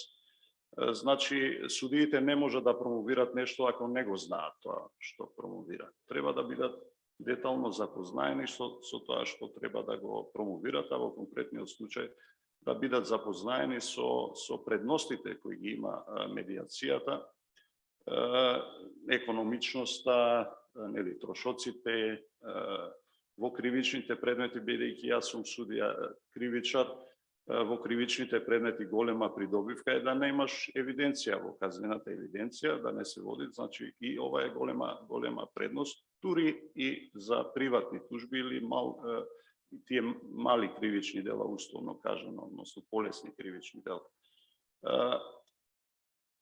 Фокусот треба да биде дефинитивно на обуките на судиите, јавните обвинители, адвокатите, нотарите и другите чинители.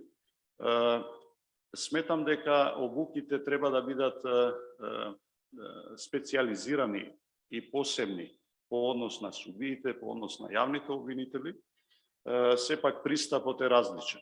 Мора да знаеме дека пристапот е различен, а еве слушнавме и од заменик министерот дека се веќе акредитирани обуките по однос на медиаторите, може би тоа. Меѓутоа, јас кога зборувам за обуки на суди и јавни обвинители, мислам на обуките кои се спроведуваат во рамките на Академијата за суди и јавни обвинители, како по однос на континуираната обука, така и за почетната обука за слушателите на Академијата. И тие треба да бидат насочени, односно составени од два дела. Првиот дел, мислам, треба да биде запознавање детално со законодавството, како што кажав претhodно, придобивките на медиацијата. И вториот дел треба да биде нешто што го видовме од посетата што ја имавме во Оландија, а тоа е поседување на soft skills, односно така меки вештини што треба да ги има судијата или јавниот обвинител во препознавање на проблемите со кои се соочуваат, односно одредено однесување на одредени странки, за да се постигне надминување на тоа алтер его и да се премине кон некое вака алтернативно решавање на споровите. Ова мислам дека е многу битно. Ова треба првин да се фокусира, односно овие обуки да се дизајнират првин за слушателите на Академијата за суди и јавни обвинители. Меѓутоа без исклучок тука би ги ставил и постојните суди и јавни обвинители, а и јас лично се изненадив и навистина би учествувал на такви обуки доколку има за поседување на такви вештини. Друго нешто што слушнав од предлозите, односно препораките на самите медиатори кои го бараат за да се издигне тој авторитет на медиаторите, канцеларија во судовите. Дефинитивно и самата посета што имавме во Оландија, значи канцелариите на медиаторите се во судовите. И тоа дава голема помош, голем инпут во авторитетот и на самата медиација како процес. Иако нели знаеме каква е нашиот авторитет и како суди и сега како судство, но тоа е друга тема, нема да навлезам во тоа. Друго нешто што би сакал да напоменам, не знам дали еве професорката е тука, дали е размислувано или ќе остане само на приватни тужби без да биде задолжително таа медиација во кривичните предмети.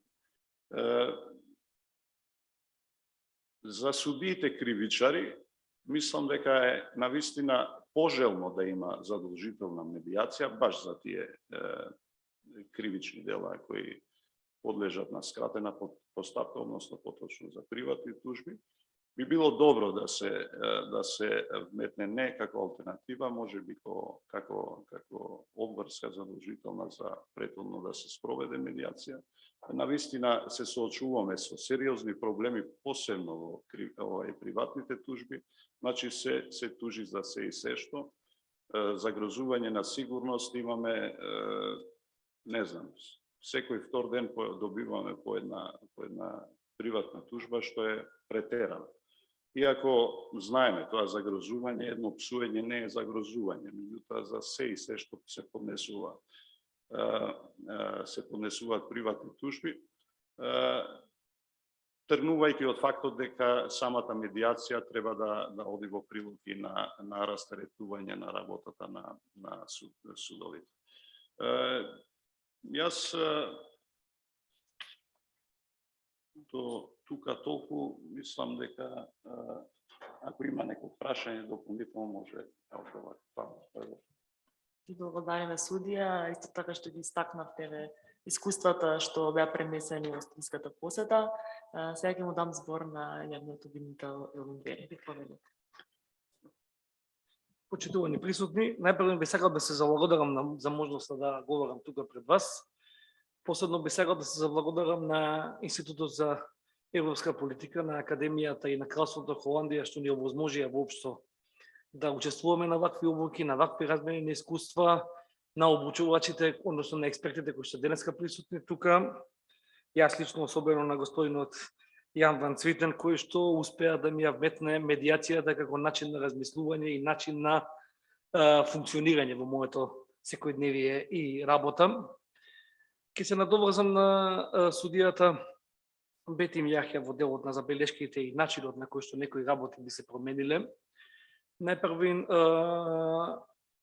ќе кажам дека проблемите кои што се јавуваат гледајќи оваа одлична анализа која што има направено почитуваните професорки за начинот на медиацијата и поимањето на самата медиација во нашиот правосуден систем. Ќе бидам само критичен, бидејќи реално ние како општество, посебно ќе зборувам за моето обкружување, правосудниот систем, е дека анблок тешко прифаќаме новини, без разлика дали се тие добронамерени или не. По дефиниција прво викаме не, па потоа се прилагодуваме, меѓутоа за жал поминуваат години и дел процеси се заглавуваат, односно правосудството е заглавено во еден куп предмети. Она беше, кога бевме во Холандија, бројката на предмети во судовите во Холандија, што е држава многократно поголема по број население од Македонија, од Северна Македонија, е иста со бројот на предмети во Северна Македонија, што е за експертите од Холандија беше многу чудно како бројка, меѓутоа таа е реалноста која што ја имаме. Во делот на јавното обвинителство, се разборувам од таа страна, сметам дека сме прилично лимитирани, затоа што законот вика, законот за кривичната постапка кај приватните тужби и кај децата. Тука би апелирал сега, знам дека се е во постапка измена на законот за кривична постапка, дали тоа би било сега или понатаму, сепак тие кривични дела кај децата и кај приватните тужби представуваат 1-2% од предметите кои што ги работи јавното обвинителство и кривичните судови, да се размисли за опцијата, можеби не за задолжителна медиација во кривичните дела кај се полнолетни сторители, меѓутоа сепак сметам дека во добар дел би помогнала и медиацијата и во делот на полнолетни сторители. Она што треба да се објасни и кој што треба да го прифатат, бидејќи кај нас, знаете како ќе тргнам од моето лично искуство. Кога јас бев поканет на обука за обучувачи за медиација, прво што размислував е што бара обвинител таму. Моје како обвинител е да обезбедам докази во законната постапка, да излезам пред суд, да го убедам судијата дека некој е крив и понатаму да не ме интересира што се случува понатаму. Меѓутоа тоа е она потесно размислување дека сум го решил предметот и завршила работата. Целта на медиацијата е решавање на проблемот, а не на предметот како предмет. Она е тоа што мене лично ме фасцинираше во делот на медиацијата како постапка. Она што е битно исто така е дека на судиите и на обвинителите треба да им се предочи дека медиацијата не е губење на време и не е пролонгирање на процесот, бидејќи има точно определен рок кога таа треба да заврши, без разлика дали ќе заврши со спогодба или ќе заврши со неуспешен обид за медиација.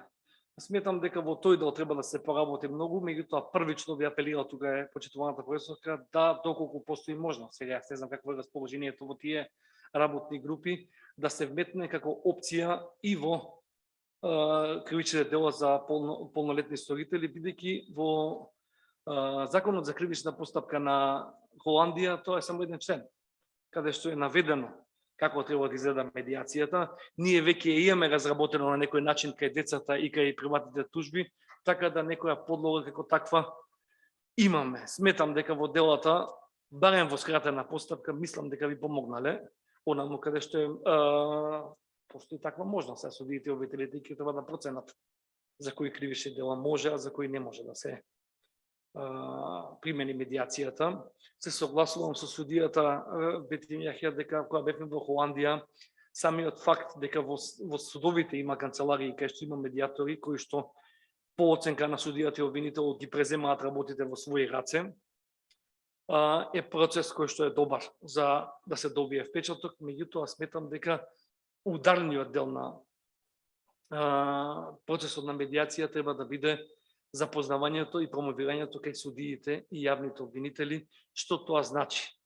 Па ќе кажам, не е по дефиниција лошо, ја не очекувам дека тоа ќе направи некој бум на почетокот и дека кој знае колку работи ќе се променат, меѓутоа би бил убав процес да луѓето прифатат дека има алтернатива за да не се губи во време. Она што е битно за Холандија е дека тоа не влијае процесот на медиација на кривичната постапка, односно кривичната постапка се продолжува како таква и сигурно би влијаело понатаму во висината на казната, во начинот на функционирање, меѓутоа би било задоволство кога ќе сватите дека, знаете, одлуката не ја носи веќе самиот суд, односно постапката се продолжува и се, меѓутоа многу е полесно за самиот суд кога двете страни ќе седнат на маса и ќе најдат заедничко решение. И она што е битно, сега тоа може нема да им се допадне на кај нас на политиката, е дека медиацијата е бесплатна во кривичната постапка, сега тоа во кај делот на Министерството за правда или Министерството за финансии во делот на буџетот би било проблем,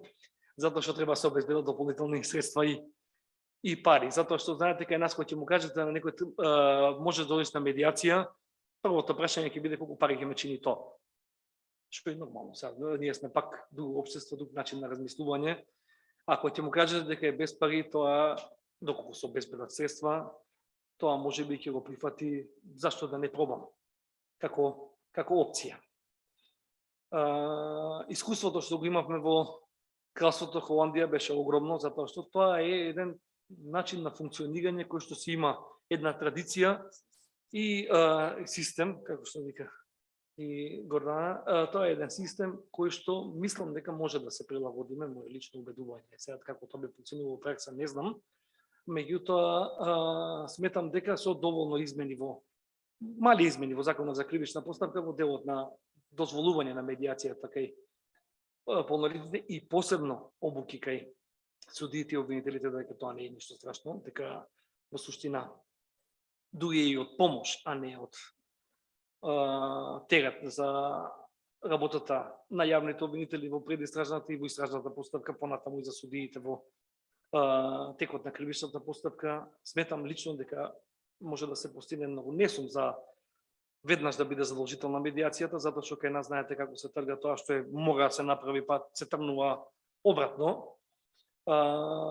Мислам дека ми кажаа дека примерот со Италија, каде што ја ставиле како задолжителна, буквално нема ефект, затоа што реално со сила седнуваме на маса, со сила разговараме и тоа а целата концепција на медиацијата не е таква. Концепцијата е да доброволно седнеме на маса и доброволно најдеме решение со посредство на медиатор кој што нема да наметне свое решение, туку само ќе управува со процесот. Тоа би било накратко она што за 10 минути може да го кажеме.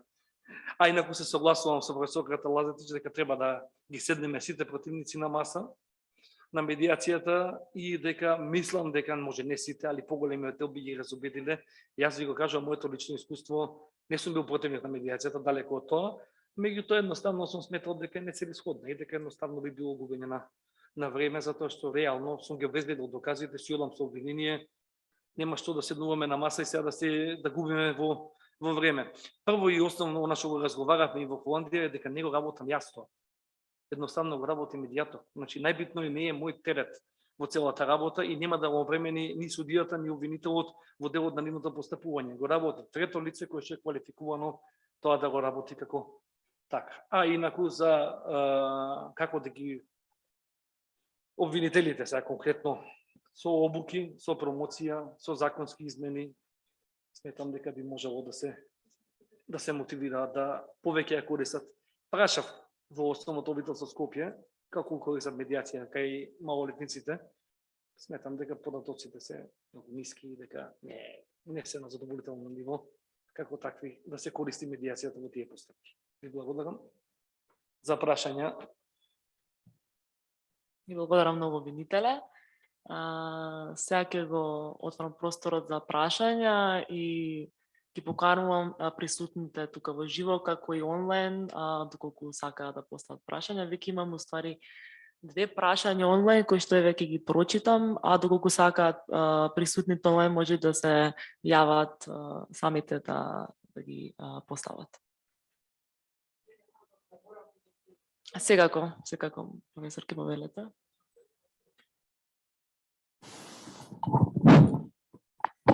Добро ви благодарам за тоа што всушност го споменавте и Закон за кривична постапка и Закон за правда за деца. Значи, обвинители, ако вас сме ве разубедиле, значи скептицизмот не значи дека сте против. Скептицизмот значи дека не ги гледате бенефитите вака на прв поглед.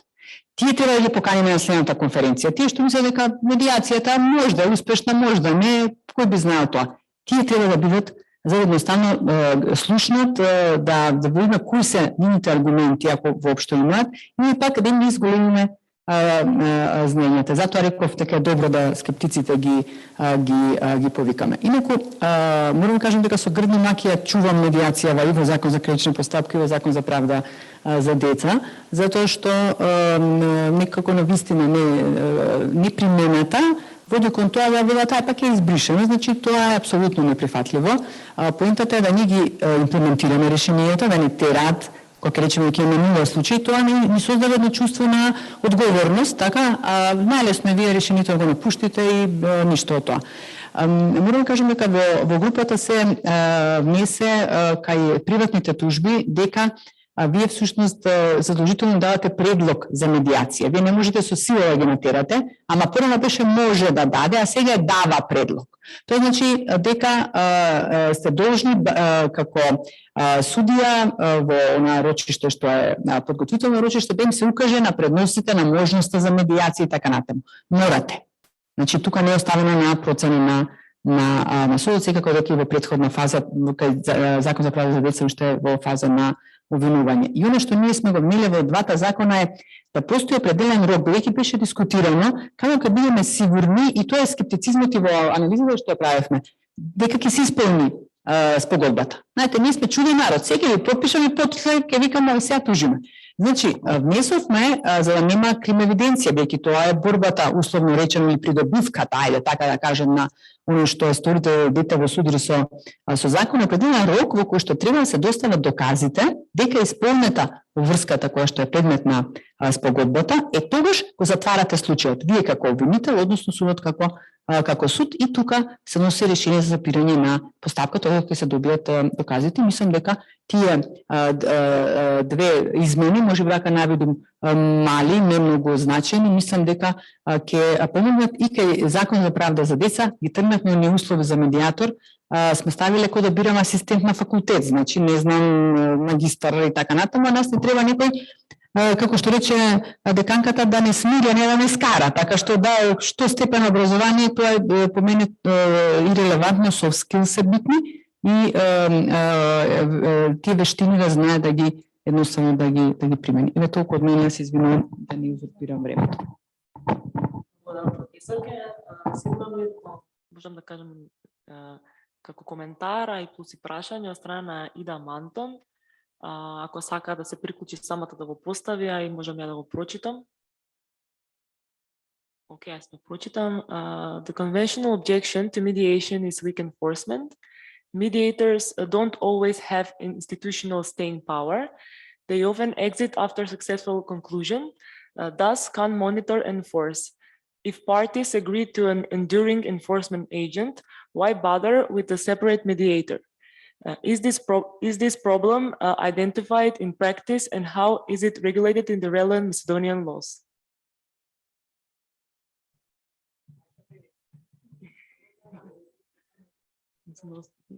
Да го преведам? Добро.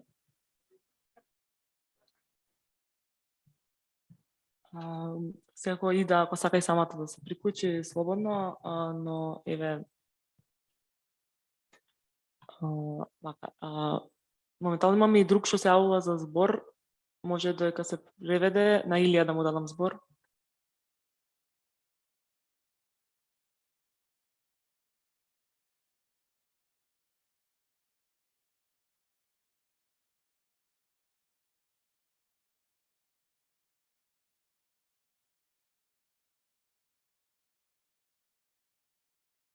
Илија повеле, кучен се.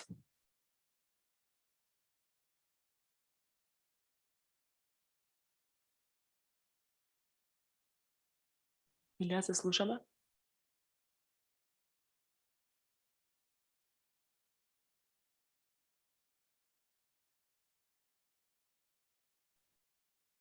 Напиши во чет, јас тогаш еве ќе поставам македонски прашањето. Значи, коментарот и прашањето беа конвенционалниот приговор за медиација е слабото извршување, медиаторите не секогаш имаат институционална моќ, тие често слегуваат по успешното завршување, па затоа не можат да ги следат или наметнуваат. Ако страните се согласат на трајни извршител, зостава се мачите со посебен медиатор. Дали овој проблем е идентификуван во пракси како е регулиран во соодветните македонски закони? Прашањето дали е да некој конкретно или општо за кој сака да одговори? Мислам дека е општо за...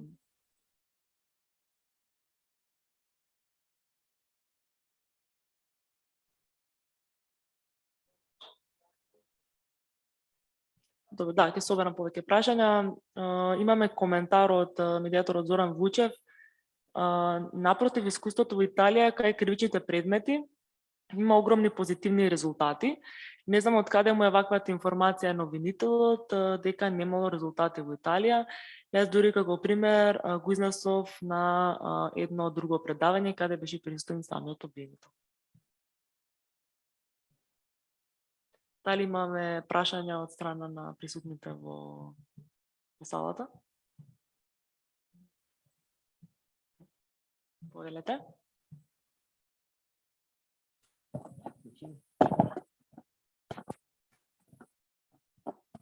Еве сега. Добар ден на сите. Јас сум Владко Самарџиски, судија на апелациониот суд во Скопје. Бидејќи се спомна дека судовите имаат обврска да упатуваат на медиација, што ја имаат нормално, ме изненади податокот од извештајот дека судиите не биле информирани.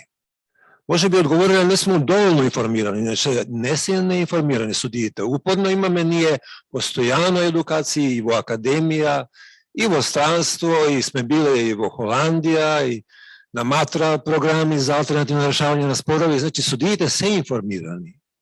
Можда одговориле не сум доволно информиран, голем е процентот не се информирани. Тоа маца ме чуди. Иначе судиите се трудат навистина да ги упатат странките на оние предмети кај што има, мислам, подобно за медиативност. Не се сите предмети подобни за медиација. У граѓанската постапка зборам, бидејќи јас сум граѓански судија и сум били првостепен судија, се у втор степен немам таква можност. Меѓутоа многу мала информираност е на странките сами. И не е воопшто едноставно да се убедат странките кои дошле во суд, поднеле тужба, платиле такса, дошле со полномошници адвокати, дека ќе им се реши спорот надвор побрзо и поевтино. Една странка дури ме праша еднаш: добро судијата, вие ме убедувате толку многу, имате ли вие процент од тоа нешто? Тоа се плаќа, викам, тоа се плаќа, меѓутоа побрзо ќе ви се реши спорот. Јас сум платил такса, сакам пресуда, имам доверба во вас. А судиите од друга страна може да кажат, почнува расправата, јас сум судија тој и тој, странките да кажат имате право на медиација, не сакате, окей. Значи, и самата позиција на судијата, дали ќе ги убедува подобро, дали ќе им објасни дека е поевтино, дека побрзо ќе се реши спорот, дека во таа медиација може да останат у добри делни односи, ако се фирми и така натаму, значи и односот е битен. За да тој однос и биде таков, судијата треба да биде на некој начин и стимулиран тоа да го прави. Ако ја денеска имам 20 предмети насрочени, и тоа предмети со сведоци, и сум цајтно со време, веќе ми тропаат, една расправа трае, другите тропаат, влегуваат, кога ќе не викате. Значи, немате ние многу време да посветите еден сат да ги убедувате странките да идат на медиација, кога они веќе дошле во суд. Тоа значи треба од друга страна на судскиот совет да има програма и од аспект на евалуацијата на судиската работа да се тоа евалуира посебно, да се добијат некои други бодови и подобри оценки да имат тие што имаат повеќе упатени. А за тоа треба па статистика и евиденција, колку се упатени, колку се решени, така натаму. Значи, мојата идеја е да не биде само обрска некоја, која што конзумира време, конзумира обука, конзумира способност на некога да му пренесете нешто, да го убедите дека е подобро така, него да иде во суд. Значи, треба истовремено да има и стимул од аспект на евалуацијата на судиската работа, да има некоја награда за такво нешто. Дали ќе биде предметот да се рачуна завршен, као 2 предмети завршени редовни, дали било некако, да има некој начин во таа смисла да... Тоа го немаме. Значи, судиите од аспект на својата работа, посебно во судовите во Скопје, се многу оптоварени. Првостепените судови. И они од тоа временската рамка на судењата немаат многу време да се посветат. Мора да има, значи, некој стимуланс. Тоа ми е идејата. И И од аспект на судството, сметам дека и понатаму треба да се едуцираат многу повеќе јавноста и странките од аспект на тоа колку се подобри решавањето на споровите со медиација, да се заврши предметот и има на пример можност судијата и да направи судска спогодба. Судиите кога ќе направат спогодба, еден судија на Врховен суд кога работи во Врховниот суд ми кажа: знаете што значи да смирите двајца браќа што се тужат 10 години за собственост или за имот, тоа е како да направите манастир. Кои они доаѓаат, некојаш роднини имаме у такви ситуации, дека доаѓаат да претат со убиства. Нарочиште, ја ќе те убијам тебе, ти мојот дел да го земеш. Значи тоа да го направите да може да се заврши на мирен начин, тоа е стварно нешто велика ствар. Благодарам толку. Благодарам многу судија. Професорка Толга сака да земе збор да одговори. Се слушам. Значи, во однос на вашата забелешка, точно е дека не дека во толков процент не се воопшто информирани. Тоа што го кажав како податок, околу 30 до 40%, не памтам точната бројка, но прилика беше толку, не се доволно информирани. Така се изјасниле судиите. А околу 20% воопшто не се информирани за концептот на медиација. Другите значи ставки се или не одговориле или пак се доволно информирани. Во однос на судскиот совет и програмата, и во тој дел не се информирани, а има програма за поддршка. Имавме и прашање кое што не го презентирав во презентацијата во интерес на времето, дали сметате, значи судиите, дали сметате дека е корисно еден предмет успешно завршен во медиација да ви се брои како еден успешно завршен предмет. И сметаат повеќето дека тоа би било корисно. Некои сметаат дека нема да даде придонес кон успешно промоција на медиацијата, но голем дел сметаат дека тоа е корисно. Значи како предлог и како прашање го имавме испитано кај судиите. Заборавив само да обвинителот ме подсети во однос на бесплатна медиација или субвенционирањето на медиацијата кај медиаторите, односно прашалникот на медиаторите содржи и такво прашање каде што медиаторите кажаат дека многу тешко ги добиваат субвенциите од медиацијата, дури воопшто не ги добиваат. Многу време се чека за одлука од Министерство за правда и дека тоа име на голгота која што не им се ни исплаќа да пробуваат. Кога веќе кога обид. Да, така да, сега так, во законот, новиот закон за медиација е предвидено, мислам дека до еден предмет или до 4000 денари, 4000 денари да може да се субвенционира од предмет. Благодарам. Благодарам, професорке. Ќе пробам да уклучиме пак медиаторот Илија Манасија.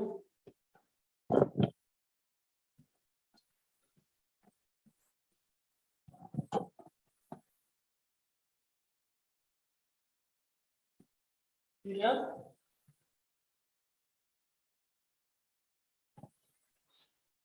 На мјут или ако може да... Во рето е да го чекаме, ќе дадам збор на председателката на комората. Убаво е вака кога се слуша мислење на судија од другата страна. Мотивираноста мора да постои секако. И онај број што го кажа и обвинителот, што како бројка на судски предмети во Македонија и судиите, поготово скопските судови, оптеретеноста на судиите по предмети, споредбено и направено паралела со судиите во Холандија, е стварно фрапантна бројка. Колку еден судија е оптеретен на дневно ниво, неделно, месечно ниво со број на предмети и како може да постапува со тие предмети. Неодамна објавија на информација Министерството за правда на Велика Британија, донесе одлука за примена на медиацијата, значи за задолжителен обид на медиација за сите предмети до 10.000 фунти. Затоа што сметаат дека, како што вие кажавте, не сите предмети се за во суд. Значи има предмети кои што може да се решат во медиација и се медиабилни и не е потребно толку големо знаење и пракса за да се решат тие предмети. Нормално има специфични предмети кои што изискуваат решавање во судска постапка и не може да биде премен на медиација, меѓутоа Да, треба да се даде на значење на судиите и праксата што се применува во судовите. Еден предмет, да речеме, така да се класифицира како 2 завршен. И сепак мислам дека треба да има поголем обид од страна на судиите во однос на презентација и примена на медиацијата, во однос на краткото време на решавање на споровите. Значи, една постапка излезена од суд и пратена во обид за да се реши во медиација е 45 дена.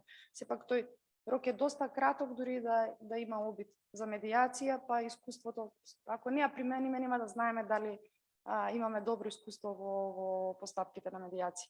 Така да 45 дена во однос на тоа колку траат судските постапки во Македонија и не е некој долг рок за да направиме обид. Благодарам. Благодарам, Гордана. Дали имаме други прашања од страна на присутните во живо и онлайн?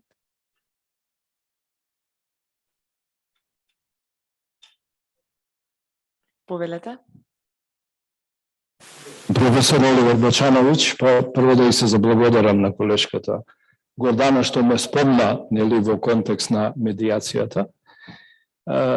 Може би сум еден од први, ако не сум работел во таа област, меѓутоа сум пишувал на таа тема. И можам да ви кажам, па може би така како едно мое интересно искуство, кога негде така при крајот на 20. век, значи 90 и некоја година, пред еден собир на судии и обвинители зборував на тема на медиација, а тогаш воопшто не беше воведена. Стана еден судија, ја ги кажува предностите за жртвата, за сторителот, за правосудниот систем, за заедницата и така натака. И после сите мои елаборирања, стана еден судија и вика: професоре, не знам зашто зборувате, меѓутоа тоа го нема во закон. Знаете, беше аргумент да каже дека јас само кажам, добро, вика, може го нема во закон, али очекувам во најскоро време тоа да биде донесено и еве моите прогнози се обвистинија, а јас онака малку наивно, нели, добро, тогаш бев и помлад, нели, и велам да, супер закон имаме, сега го решаваме проблемот и така натака, меѓутоа еве ова што сега го слушам, она што го следам уназад 20 години, значи зборува за тоа и потврдува тези кои што денеска ги слушаме, дека не е доволно закон, не е доволно да имате прописи и така натака, иако јас да ви кажам искрено, сум една дилема, кога станува збор за, поготово за суди и обвинители, кога имате нешто во закон, зашто сте во дилема да го примените? Не разбирате? Значи, да, се согласувам, треба обуки, треба убедувања, треба аргументи, не сите, така да кажеме, пошироко ги гледат работите, меѓутоа, сметам дека тоа за мене беше, да речеме, најмалку место каде што ќе очекуваме дека ќе има отпор во однос на примената на медиацијата како таква. Но да не должам, значи, добро е, денеска слушнав по мене доста, така да кажем, една оптимистички најави, дека нешто можеме да промениме и дека ќе се променат одредени работи кои што се на полето на медиацијата, а добро рече колешката Гордана дека ние овде сме истомисленици, ретко кој мислам дека овде мисли дека медиацијата или треба некој да се праша дали е таа добро или не е добро и така натака, но едноставно дека ние веќе сме убедени во тоа дека е тоа нешто што мораме да го направиме. Беше интересна една забелешка, а тоа не го приметуваат сите, кога се дава извештај за состојбата во правосудниот систем за Македонија, многу пати беше апострофирано дека на планот на медиација немаме резултати. И тоа е обично кога држам настава или предавање на моите студенти, тоа го кажувам, а и пред овој скуп на судии, на обвинители и така натака. И тука, навистина, сакале или неичеле, мораме да направиме еден значителен помак во сето тоа. Ми се бендиса, а тоа сакам да го кажем, сега знаете кој прв се јави, тој прв ја кажува идејата, меѓутоа оно што го кажа судијата, тоа е дека мораме да најдеме начин како ќе ги мотивираме. Значи, односно, да не идеме со тоа, толку предмети во тој период и по тоа го цениме судијата. По мене, способноста на судијата да процени кога треба да прати на медиација, Дали е тоа нешто што заслужува, да, односно исполнува услови да иде на медиација и така натака, е една голема способност на судијата и во име на тоа би се заложил да тоа биде еден од критериумите за нивното проценување, оценување на нивната работа. Како за обвинителите, така и за судиите. И втора работа, еве тука е Гордана која што учествува во сите овие реформи на кривичното законодавство. Меѓутоа, јас како човек кој што во овие последните не учествував, бев изненаден од решението во законот да само по приватни тужби, кога станува збор за кривични предмети, праќаме странки на медиација. Мислам дека мораме да бидеме похрабри во тој поглед, значи, кога велам похрабри, да дадеме некои решенија кои што веќе односно се потврдија во пракса дека се добри кога станува збор за малолетни сторители. Ја инаку се извинувам што зборувам само за кривичната материја, тоа ми е област, меѓутоа, независно од тоа, мислам дека законодавецот треба да тука биде со малку посмели решенија во однос на тоа и мислам дека тоа ќе придонесе исто така за тие размисли, односно за афирмација на медиацијата и за нејзиното вистинско место кое што го имаме, кое што таа треба да го има во правосудниот систем. Сваќањето дека таа не е конкуренција на правосудниот систем, не е субститут на правосудниот систем и така натака, тоа е нешто што навистина треба до крај да се афирмира. За да не би должен или професорски да не зборувам многу, значи полна поддршка и на истражувањето. Секогаш кога имаме истражување, имаме и нешто да го потврдиме или негираме, да не се стане на нешто, вака било, ми имаме вака отпечаток и така натака, и многу корисни идеи кои што ги слушнав, почнувајќи од канцеларија за медиација и така натака, сето тоа заслужува внимание и мислам дека ќе има поддршка барем од нашата фела, значи научна фела. Драго ми е, тука се двете мои колешки, благодарејќи на една од нив, на Наташа, ја и дознав дека има ваков собор, нели? Меѓутоа имаме колешка која што докторира на тема медиација, на нашиот факултет таа тема и ресторативната правда дури е посебен предмет и така натака. Значи зборот ми е, ако работиме обично нивоот, а вие на безбедност со полицајци работите. Значи ние работиме со луѓе кои што им даваме една широчина во однос на тоа како може да се решаваат споровите или конфликтите кои што настануваат помеѓу некои кои што, како што вели судијата, дури се закрвени, се закануваат дека еден друг ќе убијат и така натака и така. Благодарам на вниманието и се извинувам ако зема повеќе време. Пред ви дам спомнели събитие, има можност да включи Илија или да му кликнеш ключето за Англија, за да може да включиме. Да, најпосле се вклучив, предпоставувам ме слушат. Да, тоа е. Благодарност до Кралството Холандија за финансирањето на овој проект, до ЕПИ како извршител на самиот проект, до Академијата, до сите медиатори кои што беа вклучени. Јас имам еден коментар и едно прашање. Би сакал во наредниот проект да се обезбедат некакви средства за ново седиште на комората. Комората од 2017 година па до денес е кираџија во Министерството за правда. Нешто што е невиден преседан во светот.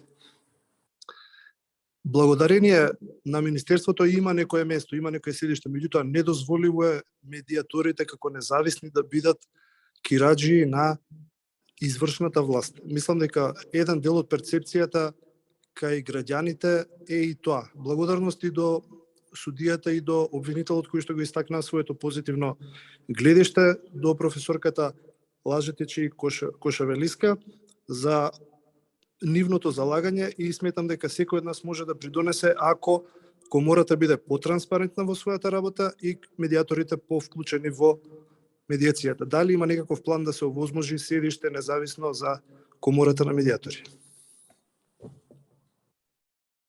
Благодарам, Илија. Дали има специфично до некој поставен прашањето или до некој поставена прашање конкретно или до сите кои се размислат?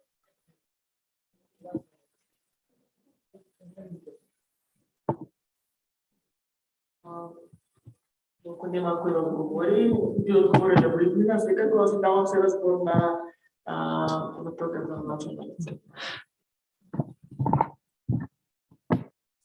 Јас бев потикната од претходните двајца дискутанти во салата, немав намера да земам збор, меѓутоа навистина прво сакам да кажам дека овој собир кој што денес е направен стварно е за честитки, собира лица репрезентативни од повеќе институции.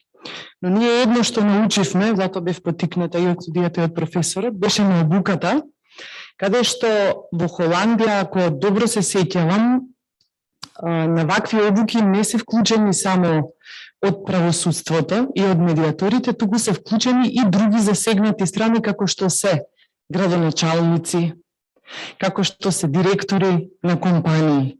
Значи, овде судијата кажа, зошто тргнувајќи еве во поблиската околина, например во Србија. Во Србија во исто време судијата може да биде и медиатор. Значи, зошто кај нас да не биде и судијата во исто време медиатор? Јас кога му поставив на неколку едукации на тој ист судија, он истото го кажа како јавниот обвинител. Јас на почетокот бев толку многу крут и си ги делев предметите и велам, ова мене не ме интересира. Кога дознав за медиацијата, а законот кај нас дозволуваше дека и судија во исто време може да биде медиатор, јас сум поуспешен судија. Медиацијата ме направи од овие предмети. Двајца закрвени браќа или син и татко кои што не се виделе, па преку медиаторството и се виделе и остануваат во добри односи. Значи, стварно бев потикната и велам, не треба и многу голем буџет, меѓутоа секако дека треба едно тело, како што ЕПИ и останатите партнери, во овие 2 години има функција на собир на повеќе инволвирани страни. Но мислам дека треба, за да имаме повеќе предмети во локална самоуправа, каде што се стварно медиабилни, не треба да ги преоптеретуваат судиите, треба да ги викнеме и градоначалници, треба да викнеме и директори на многу компании, но зошто да не размислиме заедно сите медиатори преку институции како што е Националниот совет, што има делокруг на работа, комора на медиатори и други, да го смениме и законот, како што впрочем и адвокатите може да бидат медиатори, зошто да не можат и судиите. Адвокатите велат, јас сум поуспешен адвокат ако сум во исто време медиатор, да бидат вклучени. Јас сум убедена од оно што го имам како искуство до сега, дека ќе имаме поголем успех ако и судиите и оно што го каже судијата Владко, не треба да чекаме да ги информираме страните на самото рочиште. Туку тие не треба да дојдат на самото рочиште. Претходно треба да ги знаат за бенефитите, дека што ќе се случи, значи пред да ги дадат тие сите трошоци на судски такси и така натаму. Така да немав намера, меѓутоа бев потикната и навистина честитам за ЕПИ, за сите институции што да го направија, но ви честитам на сите вас денеска што дојдовте, што разменивме се, сме побогати за нови искуства кои што можеме да ги преточуваме во подобри законски решенија. Сега би сакала да затворам пред панел, добро, да, кратко.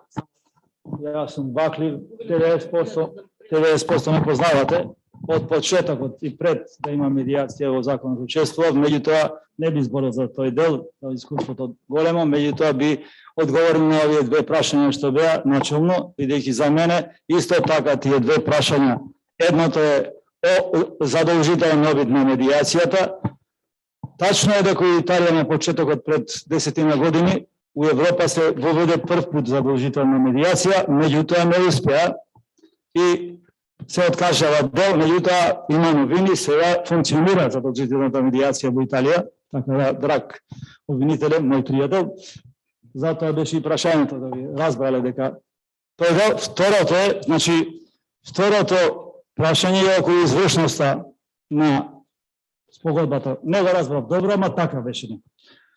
Во првиот закон, во предлогот у Министерството, по мој предлог, помина боснанскиот модел за извршна исправа со печат на медиаторот, така беше.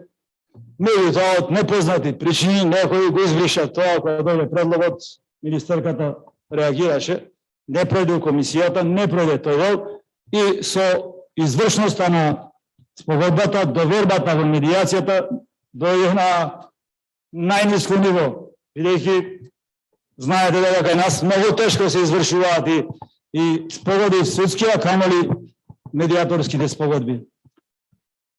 Сам до сега од искуството мое целесно и од литературата и од разговорите и на пуно конференции вакви, почнувајќи од 2009 на ХАК, кај што беа собрани медиацијата во светот и таму дискутира вака, иако ќе реагираат, функционира само правата медиација во 3 држави, кај што е задолжителен обид, Америка и Австралија и Канада. Другото, све е проект медиација, со тоа што после ќе разговарам кратко со извештајот е одличен, меѓутоа базата на податоци основно немаме од колку предмети се тие проценти и Холандија го правише тоа, го немаме од колку предмети што се таму, тука се правите проценти. Овие се проценти на завршени предмети. Холандија има најповеќе без базата на тој дел, анализираме и тогаш и признава дека тој дел има предмети во Европа најповише завршени предмети. Они немаа ни закон, има две сорти на медиација. Норвежаните имаат 18 години во малолетничка правда, царови се таму. Тоа се волонтери, бербе и флизери, не треба многу да имаат образование, така да се вратам, треба да се потрудиме сите, по мене, да воведеме, пошто од прв ден, кога со медиацијата почна да се занимавам и да бидам во комората, да без задолжителен одит, медиацијата ќе биде на ова ниво, кој што е сега. Може да малце повише, и тоа у скоро 99% области, со тоа што мора да најдеме формула да не преку нотар, него да спогодбата биде извршна исправа, има во законот за извршување како може да биде по други основи. Тие две се основни за да има медиација и доверба да имаат и странките и благодарам. Благодарам, бидејќи кога минав на времето, сега ќе го затварам овој дел, односно овој панел. Сакам да се благодарам на сите, пред се на говорниците и на учесниците кои се вклучија во дискусијата, како и што ништо не слушаат. Сега би ги поканела присутните во живо да не се придружат на една кафе пауза, а на присутните онлайн да се стрпат, не почекаат и се враќаме за кратко. Ви благодарам.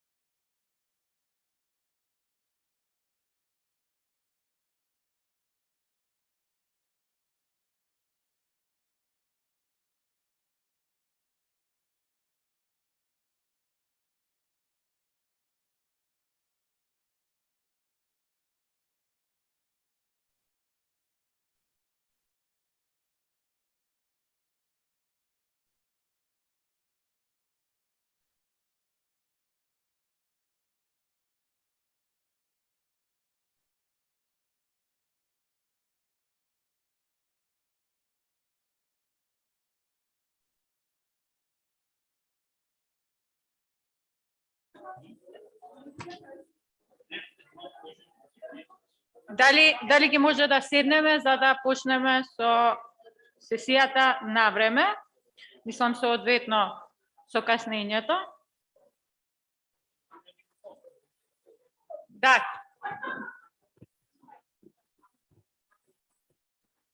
Неке има, ама тука е. Scherpingen.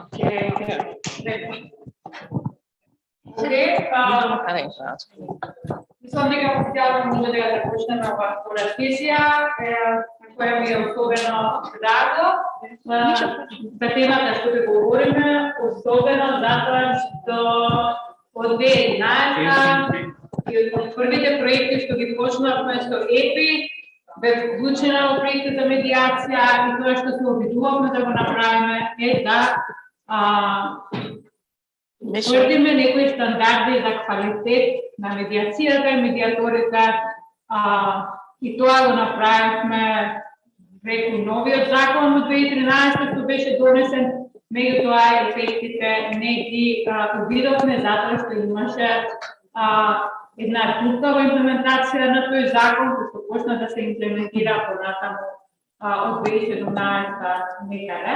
Значи, со повеќето се знаеме, со повеќето сме работеле да ги утврдиме овие стандарди на квалитет и нашите гости денеска во панелот, Хеа, Марион и Јан, ќе говорат за тоа што го увиделе тука кај нас кога работеа по обуките и работеа со сите вас, а Јан во текот на целиот проект беше и запознаен тоа што сме го направиле. Тој директно имаше можност да се запознае и да види кои ли се потребите понатаму за да ги утврдиме натамошните чекори за подобрување на квалитетот на медиаторите и медиацијата кај нас. Па сега еве гледам дека се нетрпеливи и нашите гостинки и сега ќе им давам збор на Хеа и Марион да ни кажат кои се, како стоиме нивните дебати за тоа како е состојбата тука кај нас, што мислат, кои се недостатоците, каде е потребно подобрување, а секако што е добро кај нас. You know what I say, right?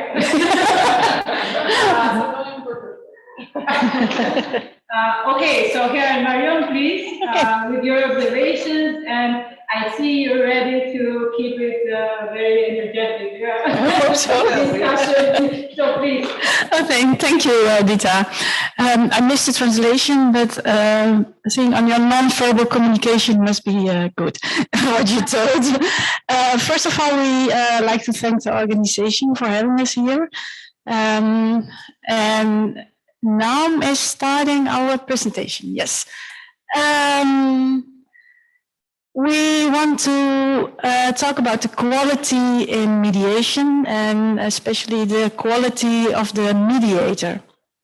And we are, I think, experienced mediators. We both did more than 500 mediations, and we both are court mediations and also criminal court mediators, and we train a lot of mediators in Europe. Maybe some of you know us, I know for sure, because I see faces who are very familiar. Other ones have had Jan as a trainer, so we are the three. Bad luck, okay. I know our week was much better. Sorry, no. But we were asked here this afternoon to talk about the other sheet. Oh, wacht even, moet ik terug. The identified weaknesses of the quality of the mediators' work. They asked us, how bad were the mediators here in Skopje? So let's get started, Marion. No, but there are a lot of things that have to be learned. We learned it, and there are a lot of things I also have to learn. So we made a presentation and about several weaknesses, and maybe, at least we hope that Jan has a solution afterwards. So and we called it already our own bloopers. Our own bloopers, yes, because a long time ago we were started mediators as well. First of all, you recognize this model, I hope, as a mediator. It's about the structure of mediation. You know the frame. You can say the next word. Okay. Inventory, handling the issues, interest, aligned interest, and conflicting interest, and then the reality check, and hopefully there is a solution for the parties. But on all these levels, you can expect the same problems, the same issues as a mediator. And first of all, we talk about rules and law. Everybody knows when you start with the frame, with framing your mediation, you talk about rules, about how you do the mediation. For instance, people have equal time, or all the rules there are. In our opinion, what we noticed, and what we noticed with trainings, not only in Skopje, but also in other countries or other mediators, that when we, for instance, are in a mediation and you are interrupting him, and I as a mediator will say, stop. Do you remember the rules we just spoke? You are not allowed to interrupt them. That's a way you can do it. But I think when I'm Slavin, I would think, that's a nice mediator, because now she's pointing at her that she does it wrong. So when you have more experience, you do it in another way. Or maybe you do it already in another way. So what way would be nicer, Marion, not to have to lose your neutrality in front of your clients? A very smooth, respectful way. I call it an underwater way because you don't recognize it as a party, but we don't remember them on the rules and the law. The rules and the law is not in mediation, and they are not important in mediation. We only want the parties to go in a dialogue. And sometimes you have to stop, and you need skills to stop them. And you do that very, very smooth. Yeah. And also regarding that you say, okay, but the law says this, this, and this. That's what Marion also means. The law is not important in mediation, in a way of. So of course it is important, but not if you will succeed in mediation. So that was one of the weaknesses we noticed. This one, who recognized this? Who is a mediator who works too hard? Oh, they're all lazy mediators. They learned everything from the trainings we did. Okay, but I don't believe it. I don't believe it. No, when we see the training and the exercises, we see hard-working, pushing, pulling mediators. And that's not what mediators do. We are lazy, we are laid back, and we let our parties work. We're not supposed to work. Only maybe in the first one, in the frame, to explain what mediation is about, to explain what confidentiality is about. But then the work is on the parties. I like to do that my own work, because I'm the lazy mediator. Okay, now next one for you. Okay, impatience. But don't take too long. Impatience. What mediators love is that we have you as clients, and within an hour you walk out of the door and the problem is solved. It's perfect. But we think every client has to make their own step.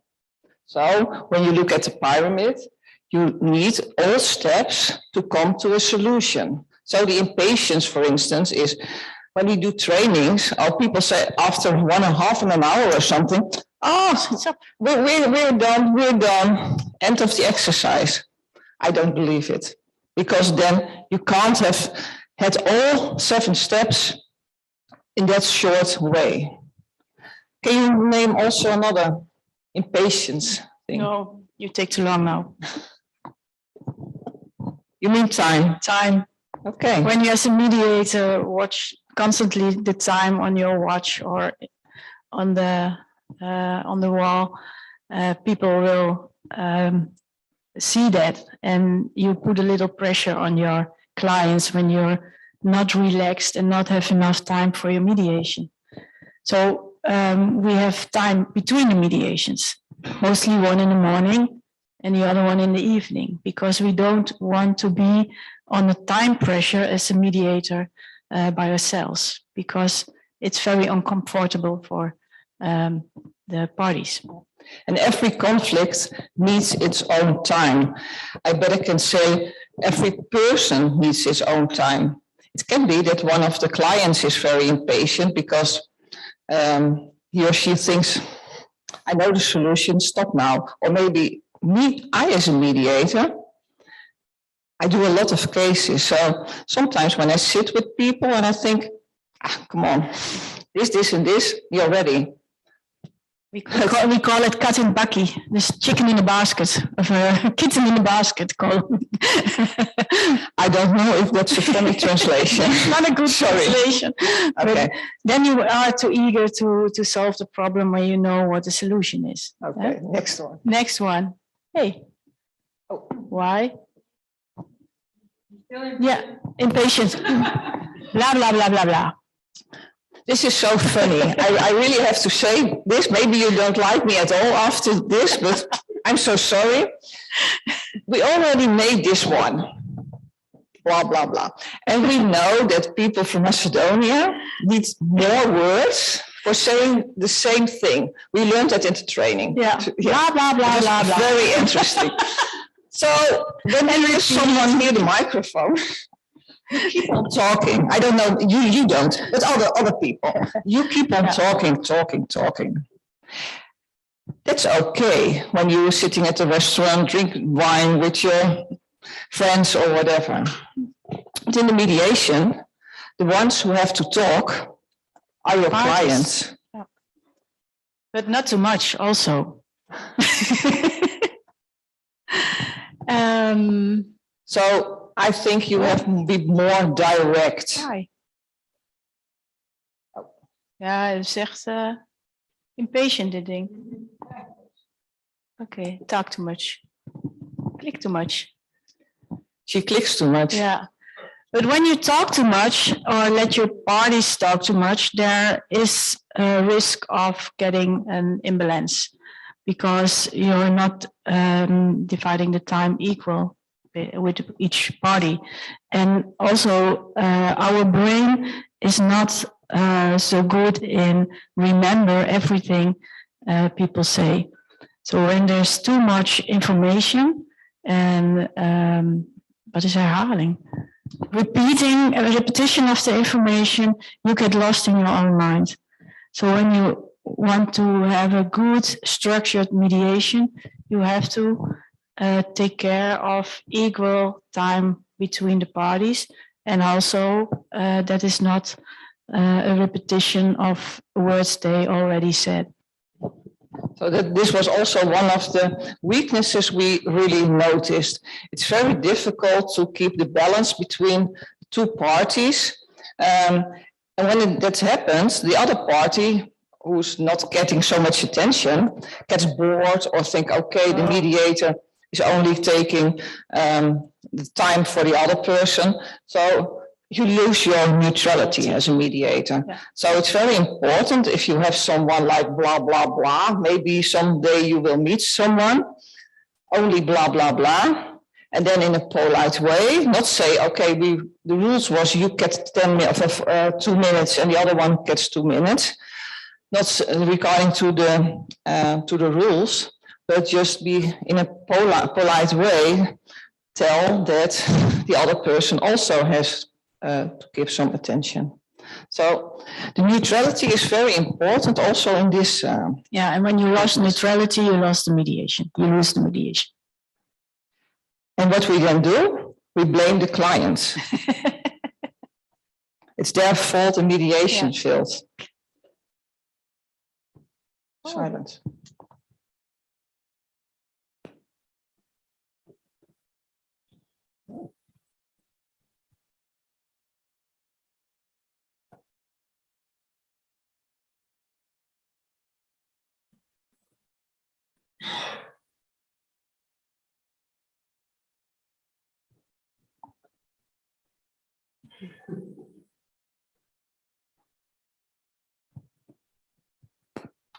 So how uncomfortable is silence for you as a mediator? Can you handle the silence, or is it that you have to do something or say something, or what's going on in your mind when there is a silence?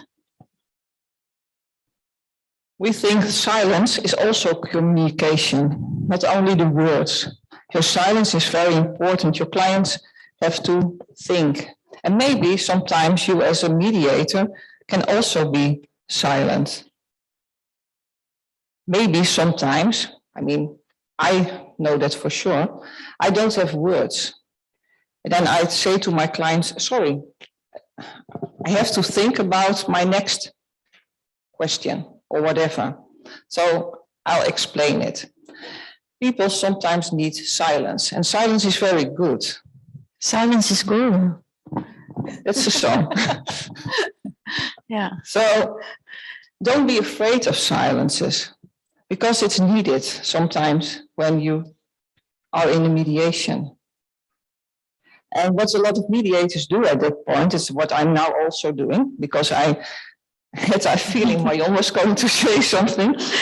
But what we do is we keep on talking, because we are afraid, I'm afraid at that moment for that silence. Now, lay back, be lazy. I love to be lazy. I think it's one of my favorites. Yes, serious. It's your best quality as a mediator, or as a person, maybe. Thank you.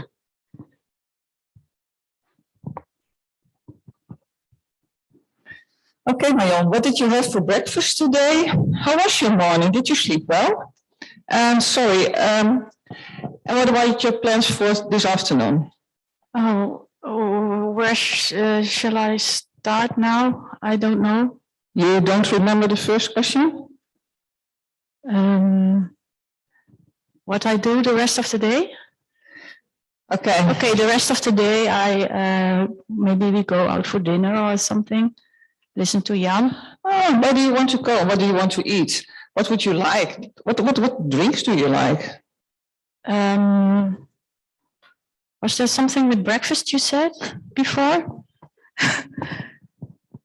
Too much for me. Too much questions. Do you recognize it from yourself, maybe? No. No? No, these mediators, they don't do it. But also our brain can handle so much questions. And I have to think about the first question. My brain has to process this. And then the next question comes and my brain hops over to the next question and then another question and another question. And I'm totally lost in my own head. And people in mediation, they have a little bit stress. And stress has effect on our thinking brain and also on our communication. So when you fire questions, you won't get the right answers of your parties. But you know, we couldn't hear anything, of course, from what you did in the mediation because it was in Macedonian. But we saw from the body language that some people kept on and another one and another one. Yeah. And, oh. It was nice to see. Sometimes we saw more mediators talk than parties talk. You mean the blah, blah, blah? The blah, blah, blah. Okay. Yeah. In questions or in explanations, yes. And I now use my other thumb and now it's going okay. Look. Okay. What, do you mean that as me as a mediator, I can be a part of the conflict? Yes. Did you also saw it in the trainings? Yes. Ooh. And what happened? What happened? When you're so eager to solve and really get involved with the problem with the parties or in the disbalance, you become also one of the conflict partners. And sometimes the parties are against the mediator. When you're not aware of your neutrality and the questions you talk, and then the whole thing escalates and the mediation is not successful. And then you got a complaint, yeah. Really. And then you got a complaint from both clients. The funniest thing is at that moment they were enemies, but they became my enemy. So at that time, maybe it's very good because then they make a kind of yes, conflict solved, but at that time, I'm the one who has to blame because don't be a part of the conflict. It can be easily done because you want to help people so much. I mean, you have the solution in your head, you have it, you know it, and maybe it is the perfect solution. But what happens is this, that you become a part of the conflict, and you can't forget about your mediation. I heard some figures, I didn't understand anything because it was not my language, but I heard that from some mediations, there were 20% that succeeded. Oh, my goodness. It's not... I don't know what the reason was, but this can be one of the reasons, one of the big reasons. Yeah. And in Holland, the percentage is much higher. Jan knows, I think. 92%. It's in court mediation. Court mediations, yeah. but also regular mediations, I think, in divorces.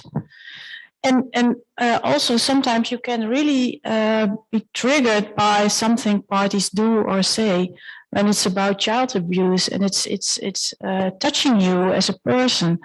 How can you stay calm and manage your own emotions and not get mad on your parties? It's not your role. You can be mad on your parties, but it's not what you do as a mediator. You are there to help them to process their, to solve their problems and not your own problems.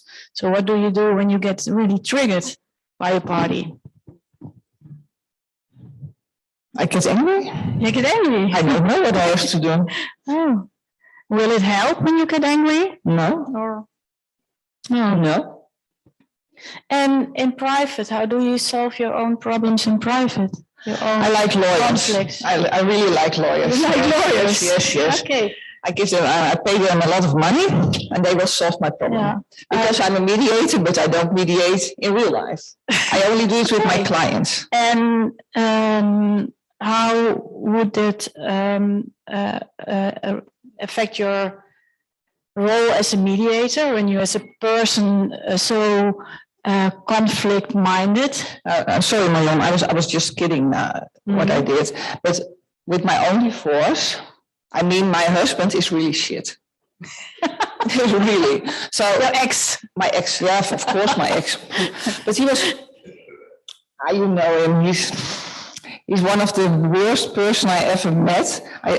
I really fell in love with him. I don't know why, maybe his money but I like the alimony. No. But really, he was shit. So for me, mediation, no heck. For me, lawyers, perfect. Mm-hmm. That's what I do in real life. But I think as a mediator, you are the only instrument you can work with is only you as a mediator. You have to train to manage your own situations and also your own conflicts. What do you think? Am I right, Gia? You are right, and I didn't do it at all. No, seriously, I know that's also, I don't know how it is in Macedonia, but I know in the Netherlands, a lot of mediators, they mediate themselves. I know a couple, they are both mediators, they got divorced, and guess what? Lawyer. And they earned a lot of money. I think you have to be a mediator by heart in everything you do and everywhere you are a peaceful, loving person. And I think that's make you a good mediator. I think mediation can always, that's what you mean, a way of living. Yeah. So please stay out of the conflict, but also learn for yourself. How am I? Well, what do I do when I have a conflict myself? Am I the one who's saying, buff, I hate it, whatever? Or maybe lay back, make a helicopter view above myself? What kind of type am I? So know yourself.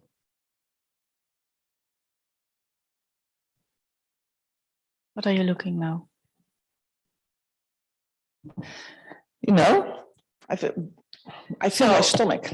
You feel your stomach? Okay, no, it's not very interesting for me. So we go on with the presentation. Is it okay for you? No.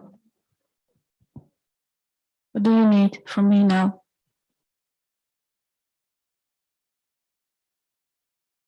Yeah.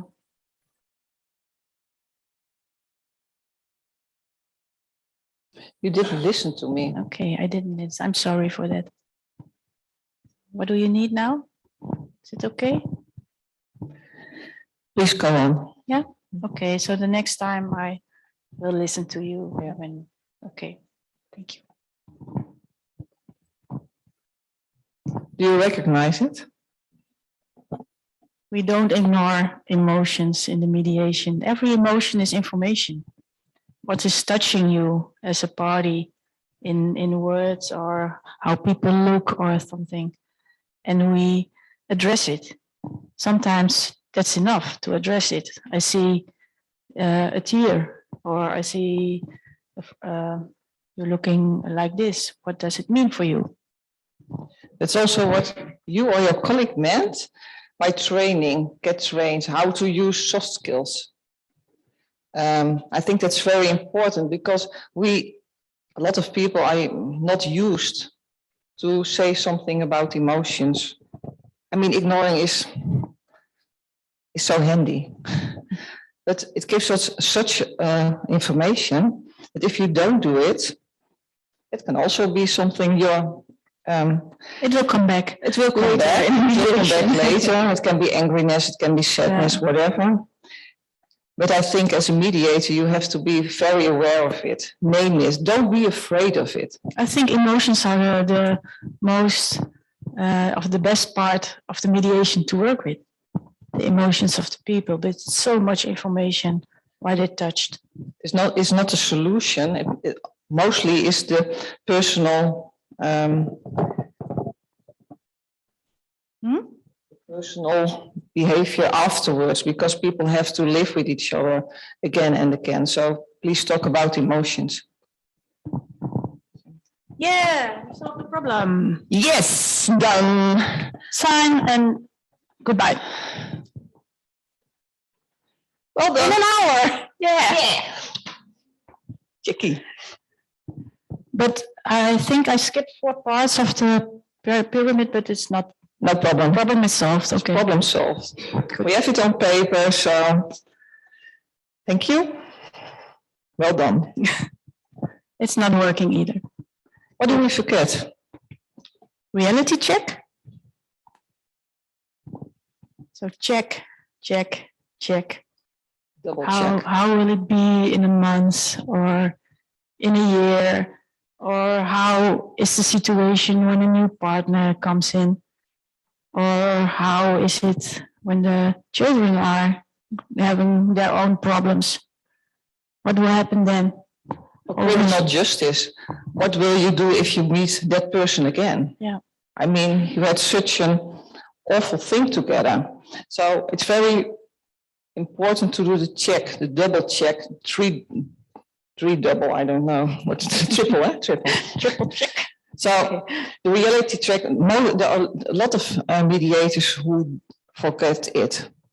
And really afterwards, that is a solution that is not good. That's even if we give the solution and they will sign for it, maybe we think, oh, that was a succeeded mediation.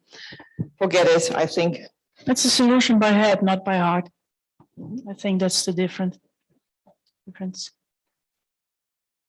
So it's a lonely profession. When you are a mediator, you are on your own. It's very lonely at the top. So what do you need as a mediator to reflect? You need a colleague. And we call each other every day. Not always about mediation. No. But seriously, for us, it's a lonely job. Because what we do is, we do mediations. I do mediations full-time. And I work by myself. I don't have colleagues. So what if I have some mediation? I think, oh my God, Gea, I have no idea what to do now. So I phone Marion or some other colleagues. And what we also do, and we are obliged to do in the Netherlands, is 4 times a year. We come together with a group with 8 persons, and then we talk about cases we have, or ourselves, I mean, a client of me, suicide. It was a suicide. Okay, that's something when you're on your own and when you're alone. So you need your colleagues because you have to reflect. I mean, was it my fault? 2 hours after my mediation, he did it. Wow. For me, it was very confronting. Was it my fault? These are things you have to talk about. So we think that you need peer. And this is for something that's very emotional, but also in your way of working. Am I working the correct way? Or maybe Marion will say to me, okay, give some reflection on yourself. Maybe that person you're working with is your allergic or whatever. Your trauma. My trauma. Yeah. And we do it in the way like we mediate. We don't give solutions. We ask questions. like a normal mediation or coaching. So for the peers, I remember during the training, we also offered for you, if you need us or want to have feedback, we will make a Zoom or whatever, and then we can help you with a couple of people. If you're with each other, for instance, 5 or 8 persons or whatever, we would like to help you. And we, for instance, we have a couple of different ways of peer reviews. Yeah. So we can give it to you. I think there will be in English also, so maybe you can translate it to Macedonian. But to find your weaknesses, you have to know what you can do. So if you're still interested, Marion and me, and I think Jan also, we are willing to help you with that. So call us.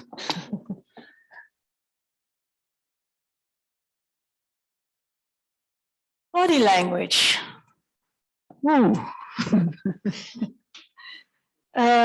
In words, you can say everything you want. And sometimes people believe your words, but words are not so trustful. You can't rely on every word your parties say. But the body language is the language is always true. And as a mediator, body language is when you can read the body language. Are you all lazy again now? Are you lazy again? The body language is a fantastic language to read and to do your mediation in. So when your party is not alert anymore, you see it on your parties, and you can ask questions or make a little break when you see that there's a lot of stress in the system of your party. You can make a little break, and you don't have to say it loud, but you can say, well, shall we go for a coffee break during the mediation so that they can calm down a little bit. And it's not name it, name the body language. For instance, yourself, you can do a lot about your own body language towards the clients. Are you an open mediator, or are you sitting like this and a bit stressed because it's very nasty case, or how do you sit?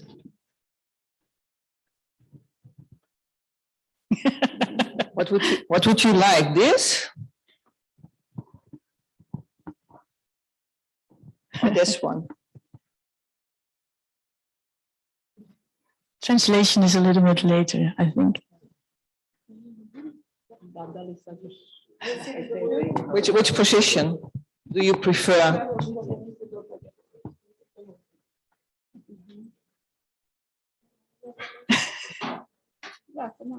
Or this one? This one?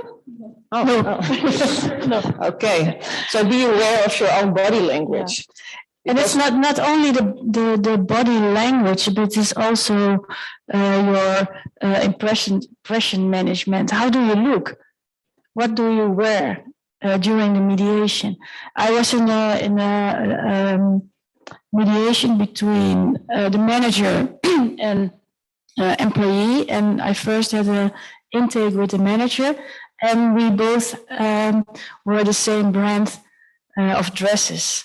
So we had instantly connection. I know you kind of woman, and I like the way you dress, and that color is not in my collection. So we had a real click because of how we wear our dresses. But I realized at that moment also, when I go in a mediation, I have to wear something different than the head of the company, because for the employee, it was her and me, and she was then alone, and the balance is gone. So you always have to, for the men, I think it's more easy than for women, but you have to dress or wear something, it's more neutral. And also, I like your dress, but it's information.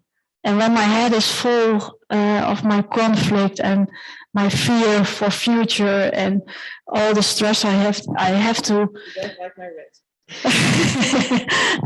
But I have to process the information. Everything is information. And for me as a mediator, I don't want to give too much information which is not necessary.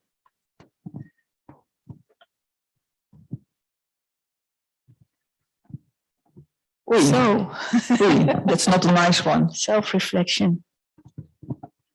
So I'm the best mediator of us. Okay, let them vote. Yeah, I know everything about mediation. I didn't do that case wrong. No. I did nothing. It were my clients. Clients, yeah. Always the clients. It was her fault because she said something to him and I thought to myself, how could you say it? Drama. And then what the other person said, you're on the hand. You're not neutral anymore. Come on. Yeah. It's not my fault. And it wasn't me who was so stressful. No, yeah. I have a lot of problems in my personal life and I was a little bit short of time, but that didn't affect the mediation. No. No? It was no. You were 10 minutes late. And the people were already there. They can wait. It's not my fault. And I don't need more education. No? No. I know. How many years do you practice now, mediation? 14? 14? Yes. Okay. So you think I'm ready? Ready. Long time ago, I was ready. Yeah. So I don't need any courses more. No. No. I think you don't need it anymore because we at the NLBA, we both did the master in mediation. So we are kindly the best, I think. We were the best students. So we study every year. We do every year courses, and we are in Holland. We have to do our permanent education. We have to get our points in mediation education, and sometimes also in other topics about trauma or stress or whatever. But you have to continue in study. Yes, we have to continue in all the kinds of mediations we do. So we do a lot of family mediations. She does labor. We also have criminal court mediation. So we have a lot of education. But it can be education by things by law, but it can be also something with communication or soft skills or whatever. Something personal. We were both 10 days in a course about trauma. Yes, we did. Yeah. I learned a lot about myself, you know. So you're never ready because there's always more or something different or new kind of visions or whatever. Also mediation, we now call the pyramid, but there are also other types of mediation. So for me, it's always interesting what's here, what can we train.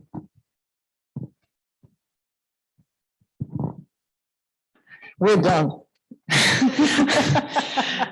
We're now going to sit down and give the mic to Jan. Thank you for your. Sorry, get up. No, thank you. Thank you for your interest. Sorry. I guess we're all self-reflecting to it. Yeah. Okay. That's great. So thank you. She's going on. Okay. I'm the blah blah blah one. Do you need this one, Jan? I have one. Thank you.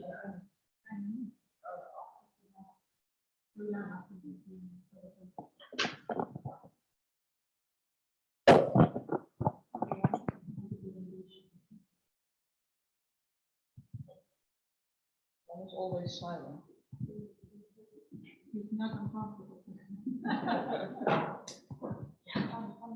Does it work?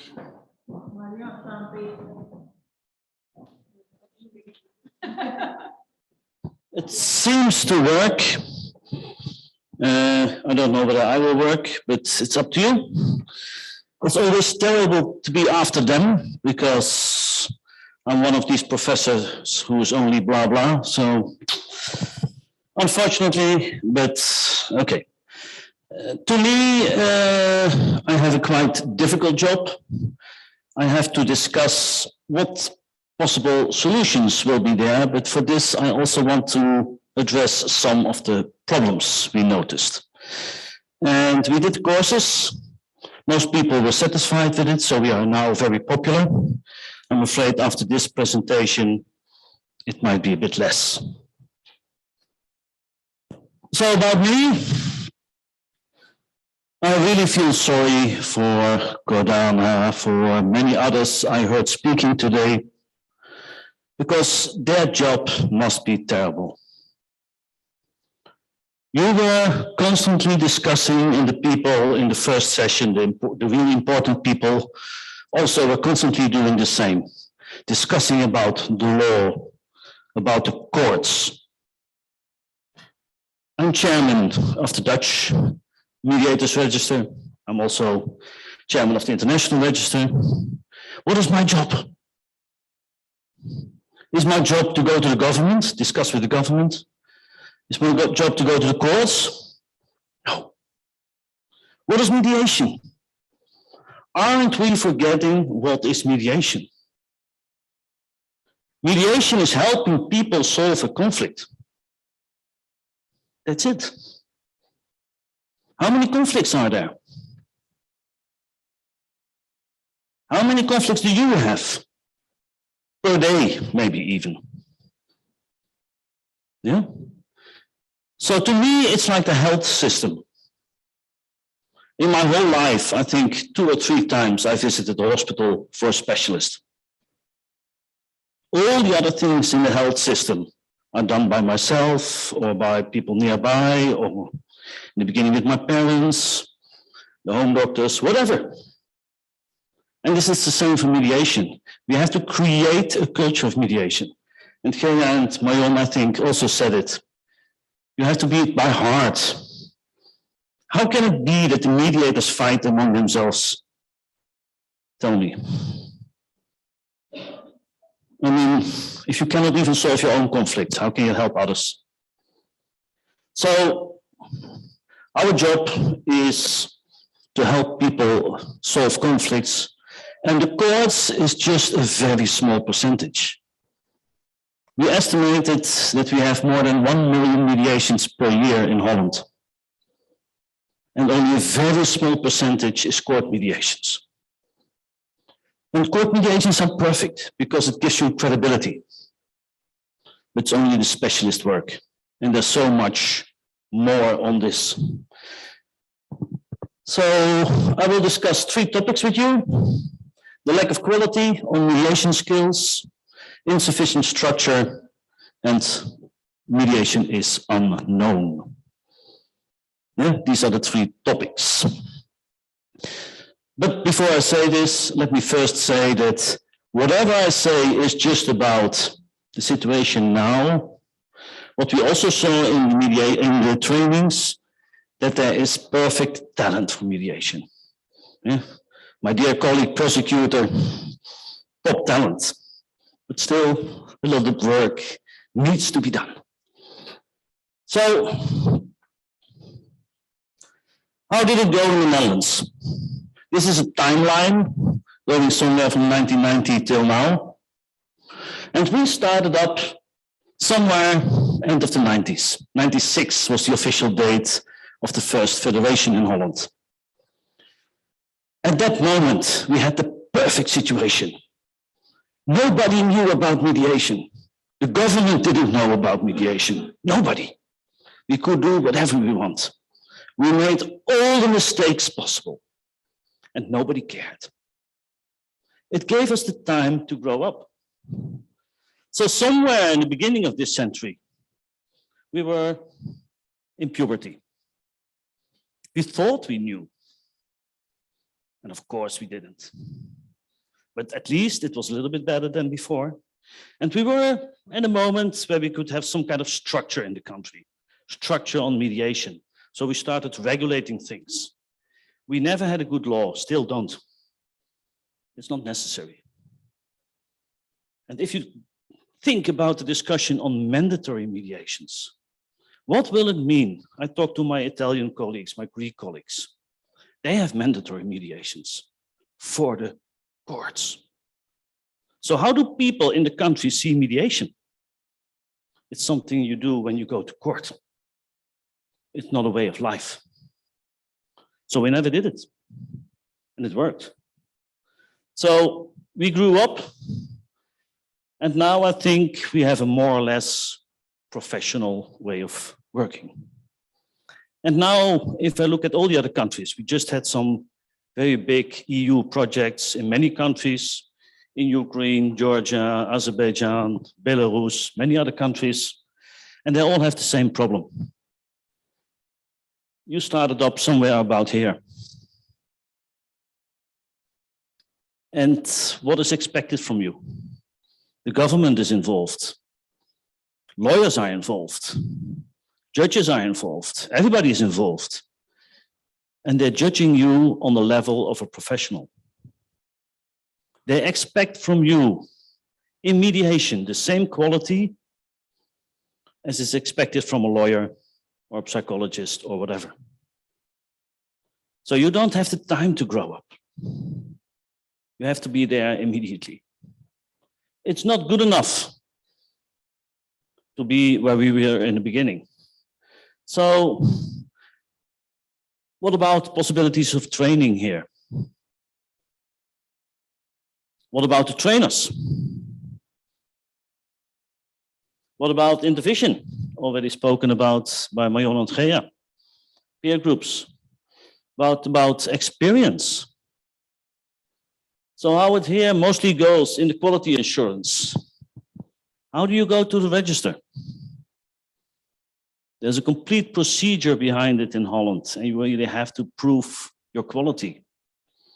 Here you just follow the course, and it's quite easy to go to the register. What about permanent education?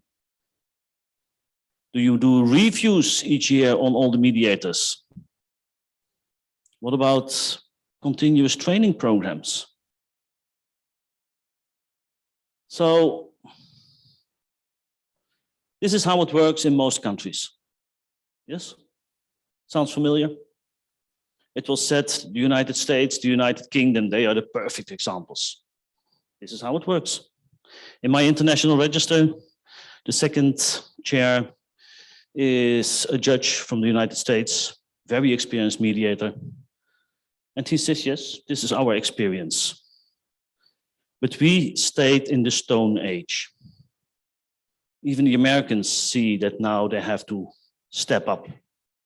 Because a 6 to 12-day course to learn a complete profession, is that possible? And then we have certified mediators. So in North Macedonia, we have certified mediators. They did a course with some German or English, or maybe even Dutch institutes, yes? And then they think we are the best. In North Macedonia, we are the best mediators, the top mediators. And what do? Start training others. This is how it works. Do they have anything from what's there? Do they have real experience themselves? Do they know how to teach? Do they have programs for teaching? Do they have an exam structure? Is there any follow-up in the trainings? I know I'm very black-white now. I know there's a lot of good things here, but please, let me make my point on this, yeah? So this, of course, and this is the structure we see in all the countries. So you have to break through this, otherwise you will not manage. So you have to make a structure which will make sure that it's solved. So what is not sufficient in the structure? First of all, there's no good accreditation process. What about exams and assessments? What about all the procedures? I counted in Holland, in the Mediation Federation, we have 112 different procedures. So we don't have a law. We have a lot of procedures. What about the permanent education? What about the review? What about the peer groups? You have to structure it. You have to make a basis. Otherwise, you will never reach the professional level. What about it all being unknown? To whom is it unknown? Yes, of course, to judges and prosecutors. Okay. They know about mediation, but not good enough. So it's important to train them, of course. But if you want to structure it in the society, who needs to know about mediation? We teach even little children, 10 years old, 12 years old, on mediation. We teach it in the bachelor education. We teach it in the master education. Everybody learns about mediation. No, everybody learns about solving conflicts. And it can be done by mediation. It can also be done in many other ways. But the basics of the training of a mediation is the basics of acting. It's in your heart.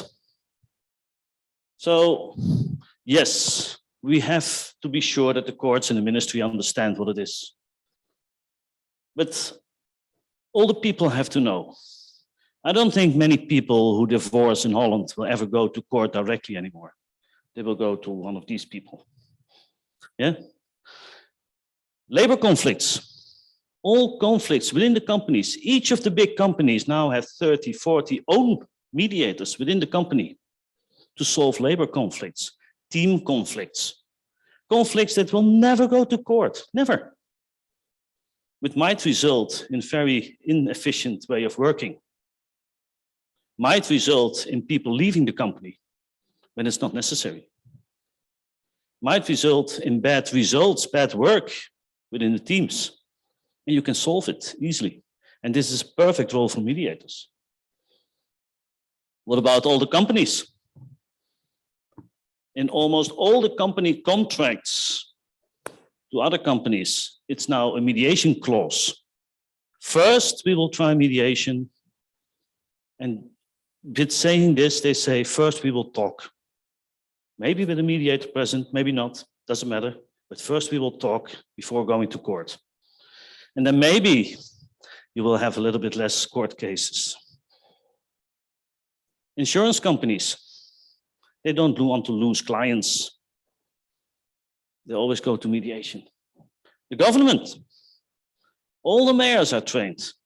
Many people within the city halls are trained. People from the railway company, whatever. Everybody is trained on mediation. Even our soldiers are trained before they go on peacekeeping operations. Because everywhere there are conflicts. And the universities. So if we see one thing, it's very clear, involve, please, the universities. 6 to 12 days training is perfect. You learn the skills, but it's not good enough. We need more. You need a master mediation at least in the future. So now many young people at the universities learn all the topics connected to mediation. And as Marion said, there are many topics connected. The systemic approach, psychology, whatever. Maybe also law, whatever. So, to conclude, what are the fast next steps, in my opinion? First of all, connect to the international. There's so much experience already there, and many people want to come here, want to help. Don't think we're already good enough. We don't think we're good enough. We're still learning every day. But we like to communicate. We like to have peer sessions with others. And from this, we also learn. In teaching you, we learned. I hope you did also a bit. From some, I'm quite sure they didn't. So make sure you have a proper assessment. Make sure that before a person gets qualified to be in the register, you need an assessment and an exam. If you don't do this and you make this very objective, you will have a lot of bad mediators. When we started with the assessments, we did it in 2012. At that moment, we had 4,000 mediators, officially registered mediators. Then we started the assessments. Almost half of them dropped out. Can you imagine? Almost half of them didn't meet the requirements. So you need a good assessment. Additional training for the mediators. Every year, they need to do some extra trainings, permanent education. And to do this, make sure you have the good trainers. Don't focus just on having people coming in to give basic courses. No, it's much more effective to have train-the-trainer courses. You do have some very good mediators. Train them as trainers. Don't train people as mediators. Involve the universities. Make them the center. Can you imagine a lawyer or psychologist who didn't go to university? Does any one of you in his normal profession did not go to a proper study on it? And now we go into a very difficult area, difficult profession, and we think we can do without. Not very likely. And yes, I was very pleased to hear that there's already a good promotion campaign. But still, I think the promotion campaign is too much focused on the legal cases. Make the campaigns on projects, on problem solving, conflict solving in general. So this, to me, would be the most simple. The assessments are there, you just have to copy it. The exams are there, you just have to copy it. People are there to train Macedonian people to take the exams, to take the assessments. Easy. It doesn't have to be very difficult. So make it more objective, make it more neutral. Don't make it some kind of small circle of mediators who fight among each other, who divide whatever is there on mediation. Make it a real profession, make it open, be open, and make sure it's neutral, objective. And I think it really helps if you connect to the international, because this is neutral, objective, always to the country itself. Thank you.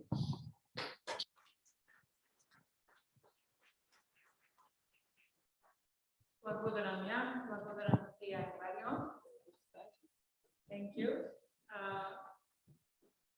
Се надевам дека додека кој канал?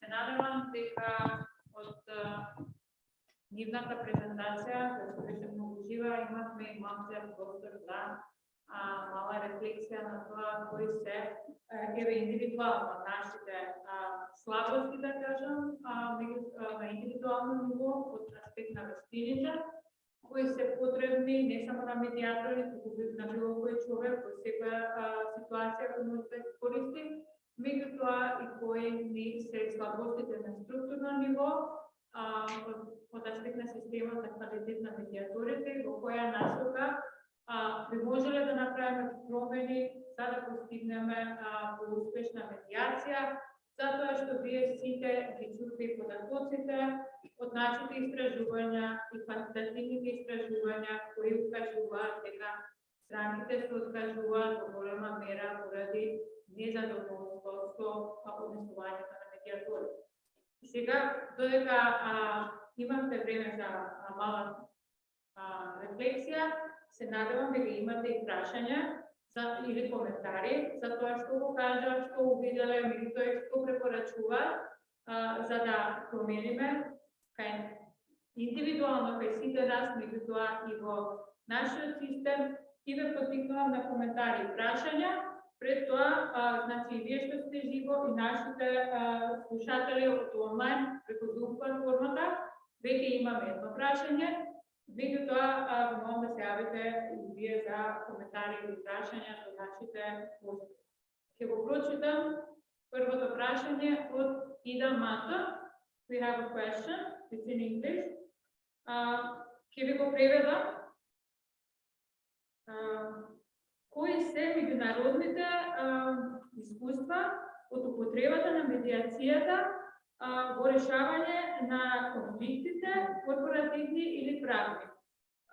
Дали овие различни медиатори имаат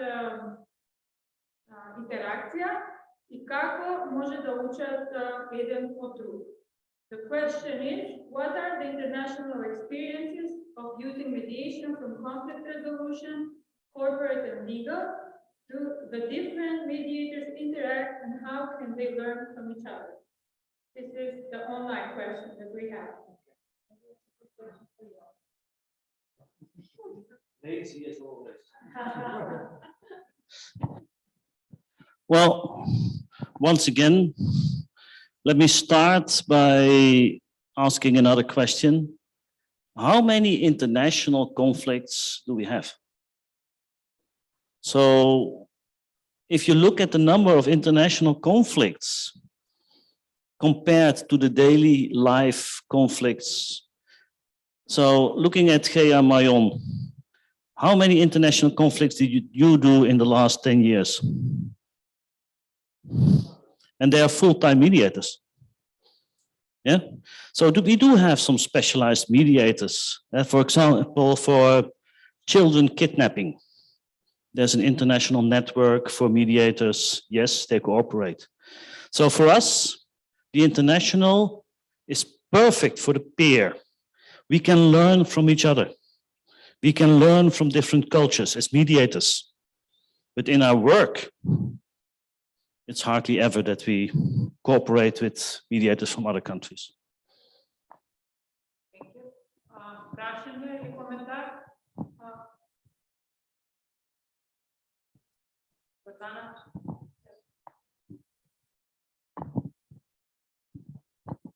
Секогаш учиме од вас и денеска посебно.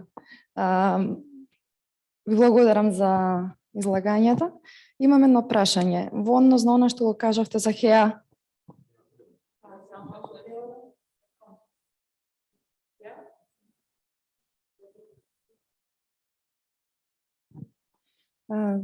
Прашањето се однесува на она што Хеа и Марион излагањата што ги има.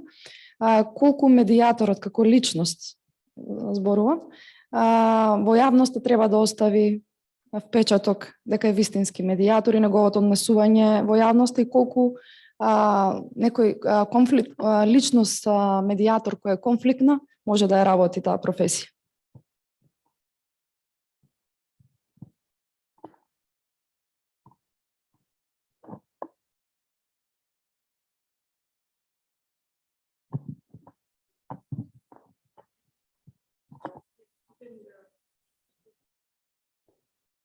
Someone who's very conflicting, that's what you mean, can he or she be a good mediator? I don't think so. I think if one wants to be a mediator, then you have to learn to reflect yourself. So I think in future it can be, but I think first you have to learn a lot about yourself and then be a real mediator. Because that's what we say, the mediator by heart. So, I think when you're conflict driven as a person, you have to work on yourself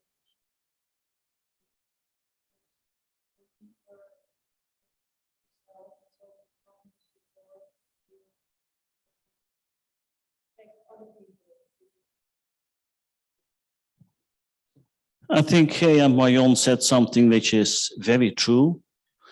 They say, yes, we can solve the case, but we don't solve the problem. So a conflict-driven person might solve the case, but not the problem.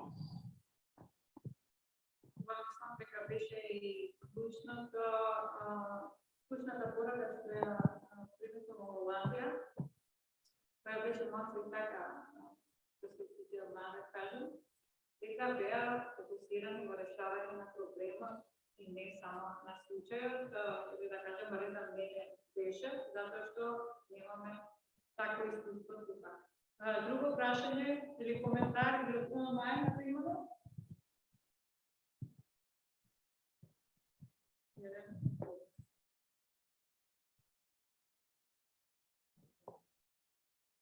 Вие знаете целата наша програма за промоција и развој на медиацијата во нашата.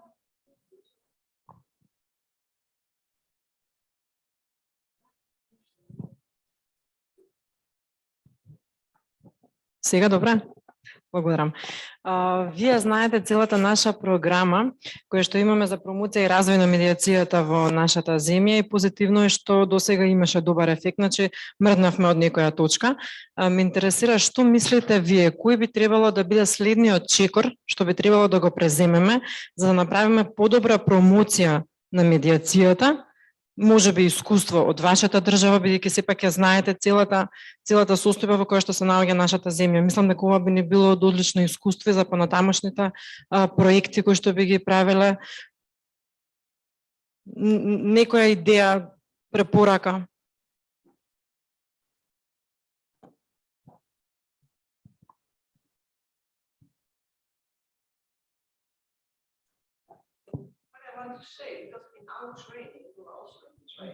Get a little contest, and I'm very curious if Toshi has great ideas. Thank you.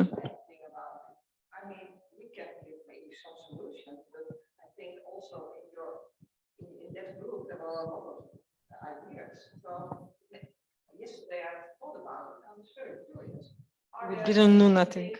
Already did or trying to do. No. So far, no. Okay. Why not? Why not? That's the main question. Why not? We need support. I think that we need a bigger support from the state. Не треба многу поголема поддршка. Ние повторно се повикуваме на поддршка од државата и другите државни органи.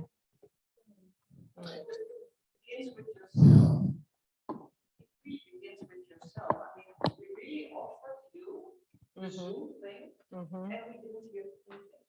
I mean, for me, it's okay, but we will love to help. So you're not being polite, right? Okay, just curious. We are not polite. But I think it should be not external locus of control. You have a great idea, and you don't need the government for a little idea, and the idea wants to work with children. And you can do it in the kindergarten or corner to start.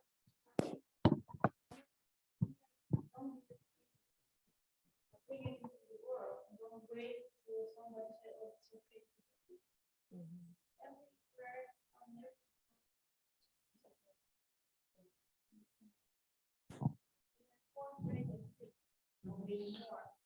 so the next time.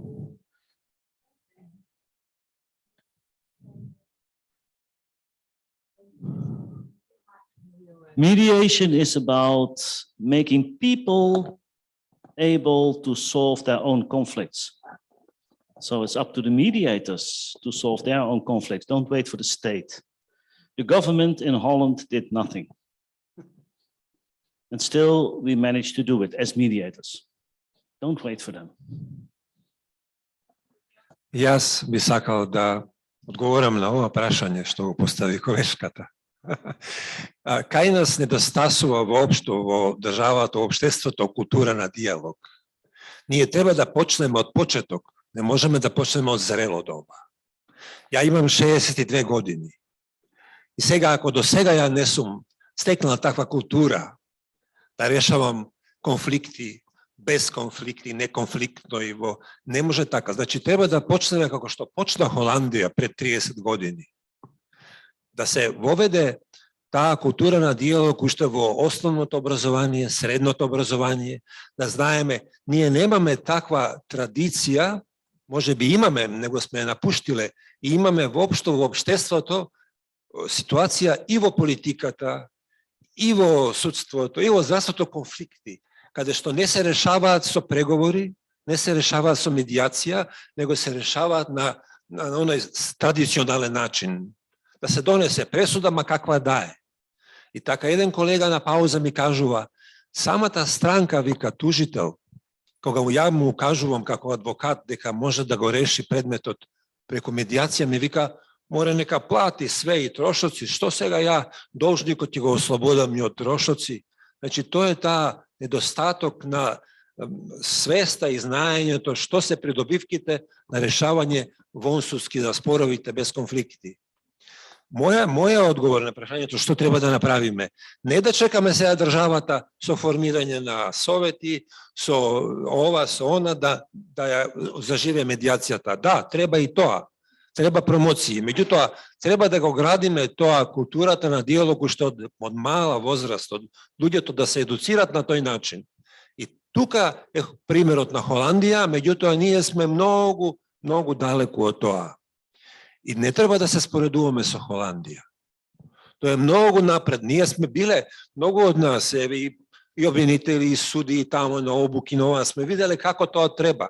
Меѓутоа, да се пренесе во оваа средина, треба да се почне од почеток, да се почне од зародиш, од бебе, да се расте. Тоа е мој одговор. Може би е лаички, ја не сум медиатор, јас сум судија и ова благодарам многу за презентацијата, секојаш презентациите на медиаторите се добри и за мојата лична работа, пошто ние во апелација судиме во совет. Тројца судии решаваме предмет, без странки. Решаваме меѓу себе. Ние меѓу себе создаваме конфликт некогаш. Ако јас сакам да го наметнам моето мислење и него прифаќам другото мислење со никакви аргументи, се создава една атмосфера на конфликт. И ми помага и ваква едукација и овој начин на приод и таа пирамида на решавањето на конфликтот ми помага и во мојата работа. Затоа благодарам на презентацијата. Благодарам. Едно да се кажа да вие бете исклучен во нашите првични активности на проектот уште кога почнавме во 2011. Имавме многу широка кампања, не само на централно ниво, на локално ниво, имавме многу средби со граѓани, имавме средби со компании, имавме средби со локалната власт, значи не беше све институциите. Тоа што можам да го кажам дека и нели имавме соработка и со луѓе кои не се медиатори, меѓутоа вршат многу медиација и се многу успешни. Пример, како лоџите, кои во Полошкиот регион особено вршат многу медиација, многу се успешни. Тоа што медиаторите не го прават тоа така.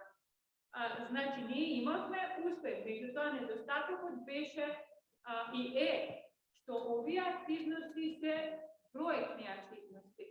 Значи, завршува проектот, тука и ние завршуваме. Значи, не се прави секојдневно.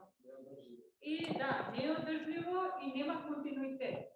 Има голем прекин на промоцијата. Од 2013 до 2022, кога почна нова кампања. Значи, воопшто нема промоција. Не се зборува. Тотално се согласувам дека треба да почне од рана фаза. Мислам дека имаме погодничка која е пријавена онлайн и да, увели. I think we have online, then I want to respond to you. You're 62, and I believe no one is too old to learn something. I have a perfect example. It was someone from, I think it was Ukraine or Azerbaijan, but now we trained him for 2 weeks. was 1 week in November and 1 week in January.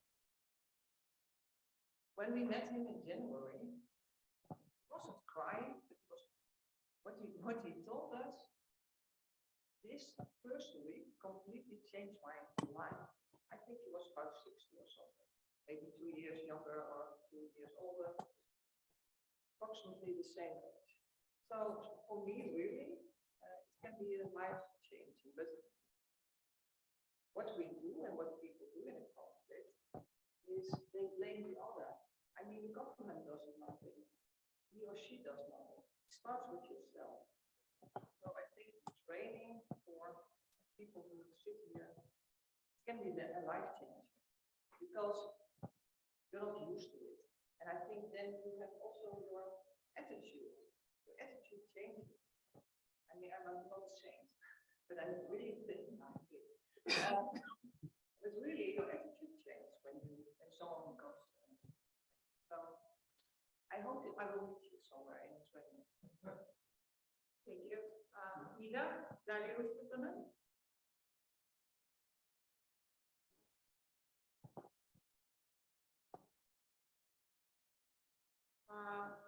If you can unmute yourself, unmute.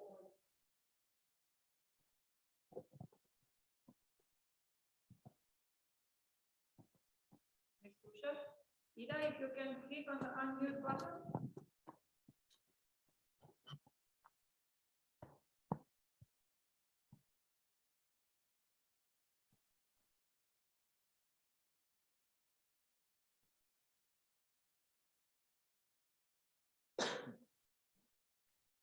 Okay, maybe you can write it as you did in the first time. Некој друг. As long as we are waiting. Ме слушате? Јас се извинувам што ви се јавувам и цело време кога сакам да ви се обратам со многу звуци околу себе. I'll speak in English just so that you don't have to translate for the guests. Is that okay?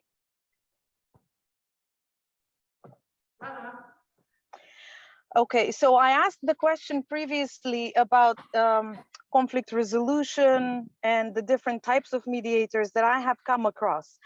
As the last speaker was talking, actually, let me just say that I was very proud to hear Dutch people talking about mediation because I'm a Dutch student. I studied at Leiden University in Klingendale. But I came from a different background, from diplomatic negotiations and mediation, third-party interventions, and so on. So I noticed in my career, because I teach international negotiations and mediation, that there is complete lack and disconnect between us and mediators like yourselves who come from the legal systems, but also those who work in the corporate world. However, we organize different events and trainings because I'm part of different networks to combine those experiences. But I have a feeling that national mediators do not have access to those kinds of events where they can interact with each other, not just with colleagues from their own world, let's say legal, but colleagues who work for big corporations, colleagues who work in the ministries of foreign affairs, to raise some potential ideas about how to develop this discussion further, because we all learn from each other, and I always lack the legal perspective. So I'm extremely grateful that you did all of this research, that you presented all these findings, and I'm extremely grateful for all the work that you have done. Thank you. Thank you.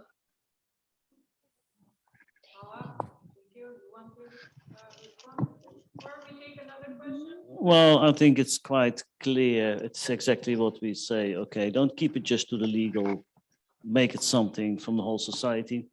And in response to you, I'm also 62, so I know the problem. And also in Holland, we have a lot of problems. And one of the problems is that if people come from university and learn mediation there, they are only 23, 24 years old. And as old mediators, we don't believe that they can do it. And then I always say, okay, we have psychologists of that age, we have lawyers from that age, so don't be afraid for the young people to do it. Thank you. There is an online question. И последно, само малко да прочитам прашање и на крај ќе завршим. There is a question.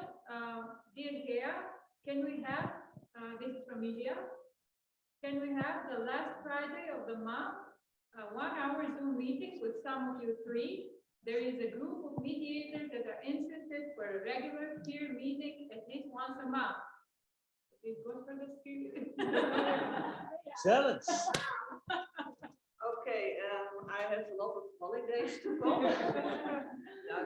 I think if it's okay, maybe you can use it for Dana and make some appointments because you're in the mediation association, chamber, sorry. So maybe, but I think it will be okay. We will help you. So it's a yes, and we can divide it among each other, no problem. So if it's organized centrally, then it's.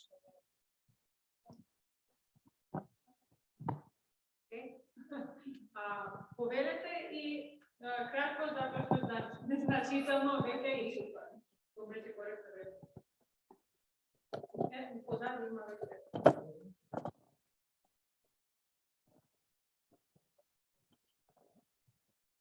Како што реков, јас сум Бакли, ме познавате. Скоро 17 години сум влюбен во медиацијата од почеток од 2005. Се согласувам со дел од приметбите што треба, меѓутоа од практичниот дел најголем проблем кај нас, тоа го знаете сите вие што се од Европа и ние овде, проблемот е функционирањето на правото, односно правниот систем. Холандија, знаеме каде и што е, тоа е основниот проблем.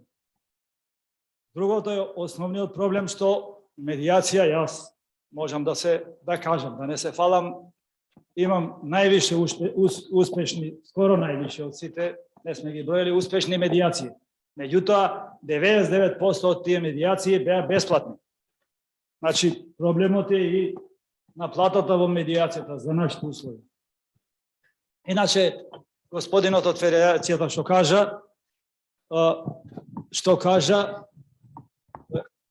дека требало сите техники и испити у Македонија до сега сме прошле пуно медиатори, пуно сертификати, пуно испити. Први сме што имаме лиценци и испит имаме, тогаш у одборот имаме испит, појак од правосудниот испит. 3 дела, компјутерски и исто како доктор на науки да. Така да колегите медиатори прошле многу обуки, меѓутоа овде е Македонија. Едино како што викаат, јас на крај ќе завршам, американците и овие Австралија и што се најуспешни поради задолжителниот обид, од нив научи, пошто биле и со нив ваѓи, добар медиатор е успешен медиатор. У Норвешка има 18 години медиатори, немаат ни образование, ништо. Во малолетничката правда се успешни, безнесни проекти правиме и тоа успешни, најуспешни во Европа, тогаш пред 2-3 години беа. Така да, медиацијата е вештина на решавање на конфликтите. И кај нас најголемиот проблем, све додека правниот систем не дојде малце повисоко ниво, таква медиација ќе имаме и средствата, додека за медиацијата не се одделат повише да биде бесплатна. Can I give one short answer? I'm very happy you mentioned the Norwegians. So only 2 weeks ago, we had a meeting with a very large group of Norwegian representatives, and they want a full-scale cooperation because they see they need more structure in their mediations. So, and this is how it works. We can learn from them on practical skills. They learn from us how to structure it better. And this is the way it should be. And I hope we can also do this to North Macedonia. And I do understand the financial problems. That's clear. Yeah.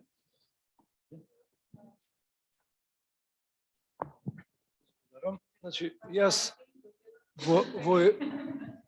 во интерес на времето само до крај, пошто имавме малку прекини во преводот и така натака, но дали гостите може да ни кажат што според нив е подобар модел професионално да се занимавате со медиација и да имате, слушнав некои заложби за професија медиатор, значи не како што да речеме попат се прави тоа, нели, овој адвокат па сега во овој или во оваа пригода он ќе биде и медиатор, значи дали да се залагаме или дали мислат дека е тоа подобро, тоа да биде професија или е подобро да биде, така да кажеме, адхок. Значи, мислам дека, знам дека може би вистинскиот одговор дека нема идеално решение, но чисто еве да видиме што покажува искуството холандско.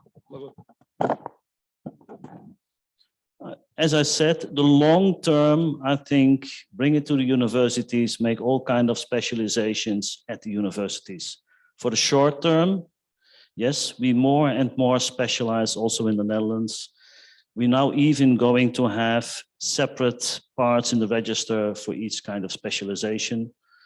But it is clear it's almost undoable to have it as a side job. So more and more we have people who do it full time. Our register is getting shorter, but more professional, so more mediations. Besides that, thousands, 10,000, 100,000 people did the course just to have the skills. And that's another thing. But yes, more specialization. Okay, last question for Slav.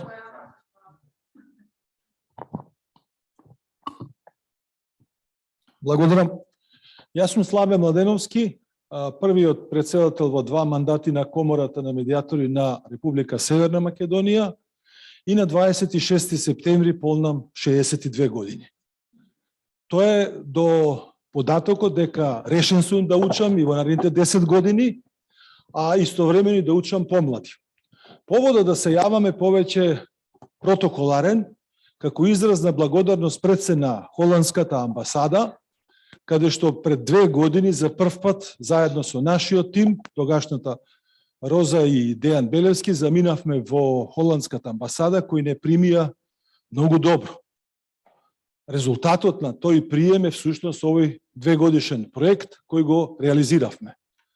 Меѓутоа морам да кажам нешто што да не бевме толку добри медиатори или толку добар тим, можеби немаше да ја добиеме поддршката на холандската амбасада, од причини заради тоа што во македонското општество во тој период беше многу негативна перцепцијата за медиацијата, воопшто и за луѓето во Македонија.